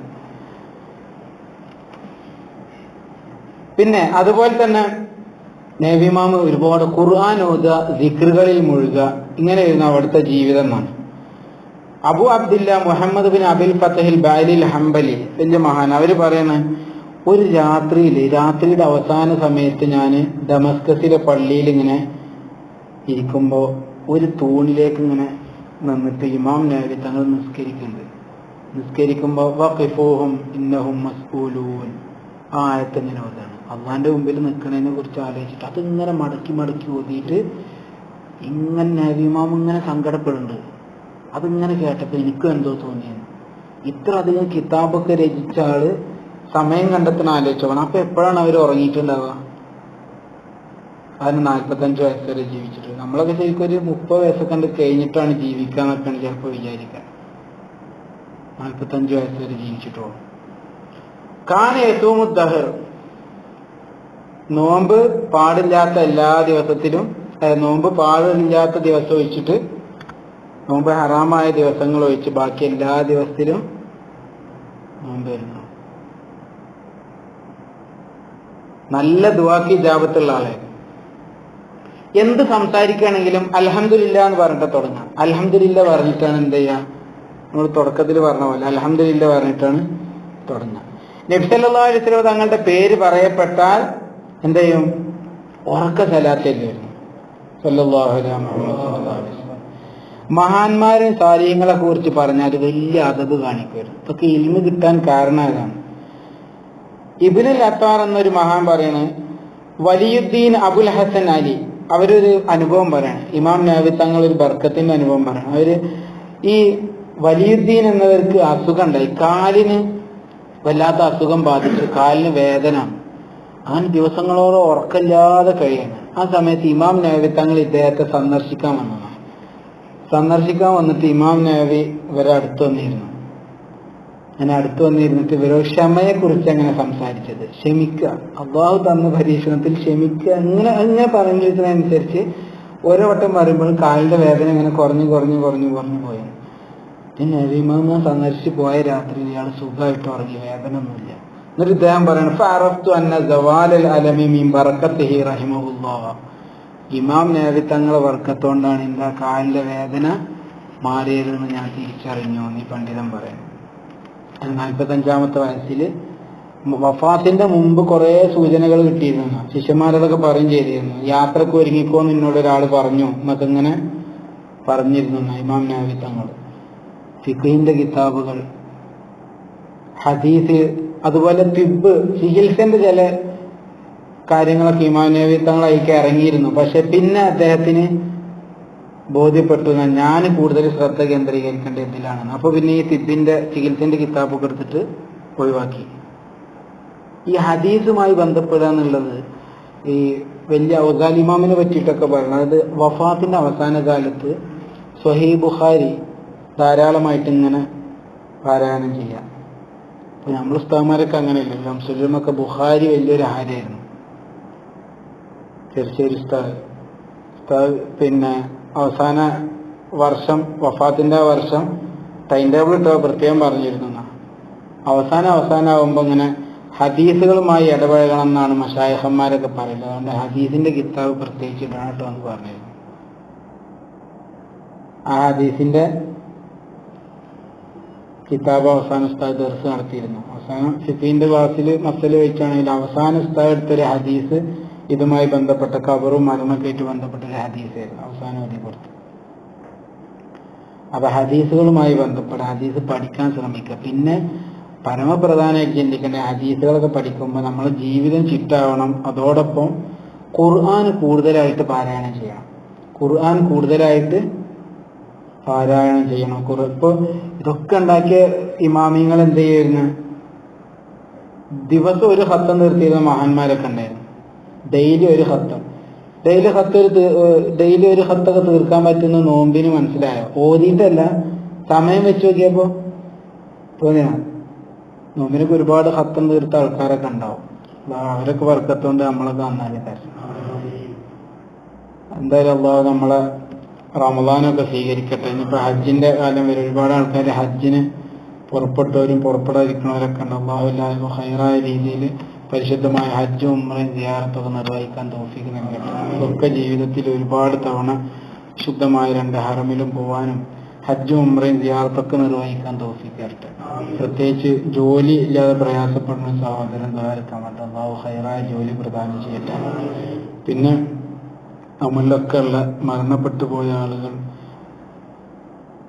ഈ അടുത്തിപ്പോൾ നമ്മൾ ഈ ഒരു 2 മാസത്തെ ഗ്യാപ്പിൽ പ്രത്യേകിച്ചും നമ്മളുമായി ബന്ധപ്പെട്ട പല ആളുകളും മരണപ്പെട്ടു പോയിട്ടുണ്ട്. അവർക്കൊന്നും ദ്വാരക്കാൻ നമ്മൾ സദസ്സ് കിട്ടിയിട്ടില്ല. അല്ലാഹു അവർക്കൊക്കെ മഗ്ഫിറത്തും റഹ്മത്തും കൊടുക്കട്ടെ. ലോകത്തെ മുഅ്മിനീങ്ങളിൽ ആരൊക്കെ ഇന്ന് മരണപ്പെട്ടിട്ടുണ്ടോ അവർക്കൊക്കെ അല്ലാഹു മഗ്ഫിറത്ത് കൊടുക്കട്ടെ. നമുക്കൊക്കെ അല്ലാഹു ആഫിയത്തുള്ള ദീർഘായുസ്സ് തരട്ടെ. സല്ലല്ലാഹു അലൈഹി വസല്ലം തങ്ങളുടെ പേരിലും അതുപോലെ ഹദീസ് നമുക്ക് കൈമാറി തന്ന മഹത്തുക്കളായ ഉസ്താദുമാർ മശായിഖന്മാരൊക്കെ പേരിൽ പ്രത്യേകിച്ച് നമ്മൾ ഇനി ഇൻഷാ അല്ലാഹ് പഠിക്കാൻ ഉദ്ദേശിക്കുന്ന മത്നുൽ അർബഈന്റെ അത് ക്രോഡീകരിച്ച മഹാനായ ഇമാം നവവി തങ്ങൾ പേരിൽ പ്രത്യേകിച്ചും ഒരു ഫാത്തിഹ ദുആ ഫാത്തിഹ. അഊദു ബില്ലാഹി മിനശ് ശൈത്വാനിർ റജീം. ബിസ്മില്ലാഹിർ റഹ്മാനിർ റഹീം. അൽഹംദുലില്ലാഹി റബ്ബിൽ ആലമീൻ റഹ്മാനിർ റഹീം മാലികി യൗമിദ്ദീൻ. ഇയ്യാക നഅ്ബുദു വ ഇയ്യാക നസ്തഈൻ ഇഹ്ദിനസ് സിറാത്തൽ മുസ്തഖീം സിറാത്തൽ ലദീന അൻഅംത അലൈഹിം ഗൈറിൽ മഗ്ദൂബി അലൈഹിം വലദ്ദാലിൻ. ആമീൻ. അൽഹംദുലില്ലാഹി റബ്ബിൽ ആലമീൻ ഹംദൻ യുവാഫി നിഅമഹു വയുകാഫി മസീദാ. അല്ലാഹുമ്മ സ്വല്ലി അലാ സയ്യിദിനാ മുഹമ്മദിൻ വഅലാ ആലി സയ്യിദിനാ മൗലാനാ മുഹമ്മദ്. അർഹമുർ റഹീമീനായ റബ്ബേ, ഞങ്ങളുടെ മജ്ലിസിനെ സ്വീകരിക്കണേ അല്ലാഹ്. ഞങ്ങൾ പറഞ്ഞതും കേട്ടതും നിന്റെ പൊരുത്തത്തിലാക്കണേ അല്ലാഹ്. അല്ലാഹുവേ, ഞങ്ങളുടെ ഇൽമിൽ ബർക്കത്ത് നൽകണേ അല്ലാഹ്. ഞങ്ങൾ പഠിച്ചതനുസരിച്ച് പ്രവർത്തിക്കാനുള്ള തൗഫീഖ് നൽകണേ അല്ലാഹ്. അല്ലാഹുവേ, ഞങ്ങളുടെ ഖൽബ് നന്നാക്കണേ അല്ലാഹ്. ഹൃദയങ്ങൾ ശുദ്ധീകരിക്കണേ അല്ലാഹ്. ദോഷങ്ങൾ പുറത്തു തരണേ അല്ലാഹ്. ദോഷങ്ങളിൽ നിന്ന് വിട്ടു നിൽക്കാനുള്ള തൗഫീഖ് നൽകണേ അല്ലാഹ്. അല്ലാഹുവേ, ആഫിയത്ത് നൽകണേ അല്ലാഹ്. ദീർഘായുസ്സ് നൽകണേ അല്ലാഹ്. രോഗികൾക്ക് ശിഫ നൽകണേ അല്ലാഹ്. അല്ലാഹുവേ, ഞങ്ങളെ കുടുംബങ്ങളിൽ നിന്ന് പലരും രോഗികളാണ്. ശിഫ നൽകണേ അല്ലാഹ്. ശിഫ നൽകണേ അല്ലാഹ്. ഞങ്ങളുടെ മക്കളുടെ അസുഖങ്ങൾ ശിഫയാക്കണേ അല്ലാഹ്. ഭാര്യമാരുടെ അസുഖങ്ങൾ ശിഫയാക്കണേ അല്ലാഹ്. മാതാപിതാക്കൾക്ക് ആഫിയത്ത് കൊടുക്കണേ അല്ലാഹ്. ഉസ്താദുമാർക്ക് ആഫിയത്ത് കൊടുക്കണേ അല്ലാഹ്. അല്ലാഹുവേ, ജോലികളിൽ ബർക്കത്ത് നൽകണേ അല്ലാഹ്. ജോലികളിൽ ബർക്കത്ത് നൽകണേ അല്ലാഹ്. ജോലിയില്ലാത്തവർക്ക് ഖൈറായ ജോലി കൊടുക്കണേ അല്ലാഹ്. അല്ലാഹുവേ, ഞങ്ങളുടെ സമ്പാദ്യങ്ങളിൽ ബർക്കത്ത് തരണേ അല്ലാഹ്. ഹലാലായ സമ്പാദ്യം തന്ന് അനുഗ്രഹിക്കണേ അല്ലാഹ്. ഹറാമിൽ നിന്നും പലിശയിൽ നിന്നും കാക്കണേ അല്ലാഹ്. ഹറാമിൽ നിന്നും പലിശയിൽ നിന്നും കാക്കണേ അല്ലാഹ്. കടബാധ്യതകൾ വീട്ടാനുള്ള തൗഫീഖും എളുപ്പമായ വഴിയും തുറന്നു തരണേ അല്ലാഹ്. അല്ലാഹുവേ, ഒരുപാട് സഹോദരങ്ങൾ വിവിധ കാര്യങ്ങൾക്ക് ദുആ ചെയ്യാൻ വസിയത്ത് ചെയ്തവരുണ്ട്. അല്ലാഹുവേ, അവരുടെ മുഴുവൻ ഉദ്ദേശങ്ങളും നിറവേറ്റി കൊടുക്കണേ അല്ലാഹ്. എല്ലാ പ്രയാസങ്ങളും തീർത്തു കൊടുക്കണേ അല്ലാഹ്. അല്ലാഹുവേ, ഞങ്ങൾ തമ്മിലുള്ള സ്നേഹബന്ധം ഈമാനിന്റെ ബന്ധമാക്കണേ അല്ലാഹ്. അല്ലാഹുവേ, നിനക്ക് വേണ്ടി സ്നേഹിക്കാനുള്ള തൗഫീഖ് നൽകണേ അല്ലാഹ്. അല്ലാഹുവേ, നിന്റെ ഹബീബായ റസൂലുള്ളാഹി സ്വല്ലല്ലാഹു അലൈഹി വസല്ലം തങ്ങളെ സ്നേഹിക്കാനുള്ള തൗഫീഖ് നൽകണേ അല്ലാഹ്. അല്ലാഹുവേ, അവിടുത്തെ വിശുദ്ധമായ വചനങ്ങൾ, വിശുദ്ധമായ ഹദീസ്, അവിടുത്തെ സുന്നത്ത് പഠിക്കാനും അത് ജീവിതത്തിൽ പകർത്താനുമുള്ള തൗഫീഖ് ഞങ്ങൾക്ക് നൽകണേ അല്ലാഹ്. അല്ലാഹുവേ, ഇത്തരം മജ്ലിസുകളിൽ പങ്കെടുക്കാനും എല്ലാവിധ ആഫിയത്തും ഞങ്ങൾക്ക് നൽകണേ അല്ലാഹ്. അതിനുള്ള തൗഫീഖ് നൽകണേ അല്ലാഹ്. ഇത്തരം മജ്ലിസുകളെ നീ നിലനിർത്തണേ അല്ലാഹ്. അല്ലാഹുവേ, അതിനുവേണ്ടി പ്രവർത്തിക്കുന്നവർക്കൊക്കെ 2 ലോകത്തും ഖൈറ് കൊടുക്കണേ അല്ലാഹ്. അല്ലാഹുവേ, ഞങ്ങളുടെ മനസ്സിലെ ഉദ്ദേശങ്ങൾ നിറവേറ്റണേ അല്ലാഹ്. അല്ലാഹുവേ, എല്ലാവിധ പരീക്ഷണങ്ങളിലും ഞങ്ങളെ വിജയിപ്പിക്കണേ അല്ലാഹ്. അല്ലാഹുവേ, ഞങ്ങളുടെ ഇൽമിൽ ബർക്കത്ത് നൽകണേ അല്ലാഹ്. ഞങ്ങളുടെ രഹസ്യ ജീവിതവും പരസ്യ ജീവിതവും നിന്റെ പൊരുത്തത്തിലാക്കണേ അല്ലാഹ്. അല്ലാഹുവേ, ഞങ്ങളെ കണ്ണുകളെ ഹറാമിൽ നിന്ന് കാക്കണേ അല്ലാഹ്. കാതുകളെ ഹറാമിൽ നിന്ന് കാക്കണേ അല്ലാഹ്. അല്ലാഹുവേ, നാവ് ഹറാമിൽ നിന്നും ഗീബത്തിൽ നിന്നും സൂക്ഷിക്കാനുള്ള തൗഫീഖ് നൽകണേ അല്ലാഹ്. അല്ലാഹുവേ, ഞങ്ങളുടെ അവയവങ്ങൾ അഖിലവും നിന്റെ പൊരുത്തത്തിലായി മാത്രം വിനിയോഗിക്കാനുള്ള തൗഫീഖ് നൽകണേ അല്ലാഹ്. നീ നൽകിയ നിഅമത്തിന് ശുക്ർ ചെയ്യാനുള്ള തൗഫീഖ് നൽകണേ അല്ലാഹ്. അല്ലാഹുവേ, നീ നൽകിയ നിഅമത്ത് നിലനിർത്തണേ അല്ലാഹ്.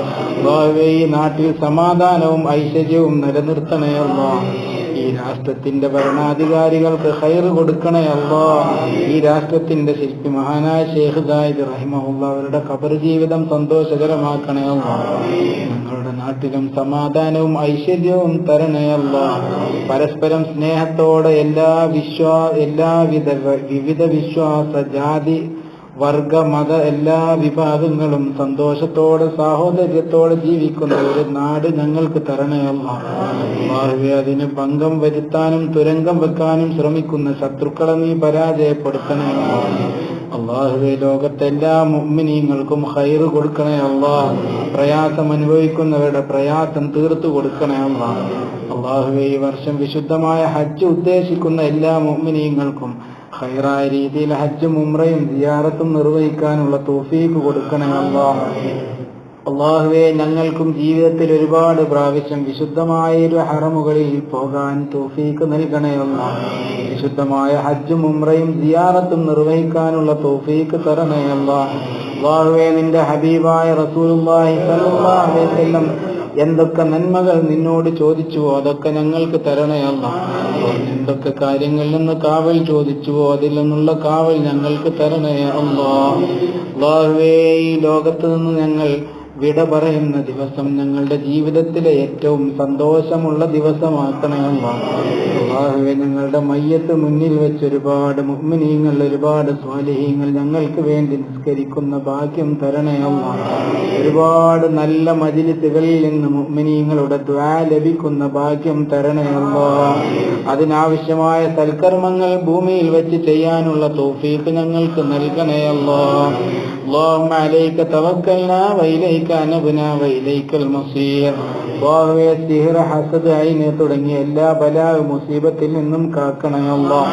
اللهم يا حفيظ يا حفيظ يا حفيظ فاحفظنا فاحفظ أهلنا من جميع البلايا والأعداء والأمراض والشيطان. يا حي يا قيوم برحمتك نستغيث. يا حي يا قيوم برحمتك نستغيث. يا حي يا قيوم برحمتك نستغيث. يا ذا الجلال والإكرام يا ذا الجلال والإكرام يا ذا الجلال والإكرام يا أرحم الراحمين يا أرحم الراحمين يا أرحم الراحمين. اللهم ارحم أمة سيدنا محمد صلى الله عليه وسلم.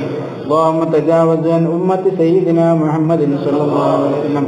اللهم اغفر لأمة سيدنا محمد صلى الله عليه وسلم. اللهم فرج عن أمة سيدنا محمد صلى الله عليه وسلم.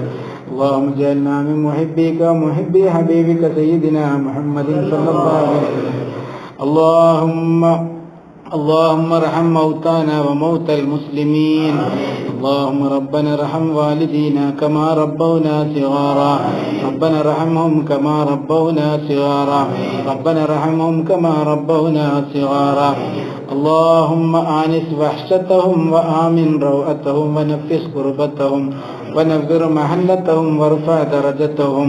اللهم اغفر لهم. اللهم اغفر لنا ولهم.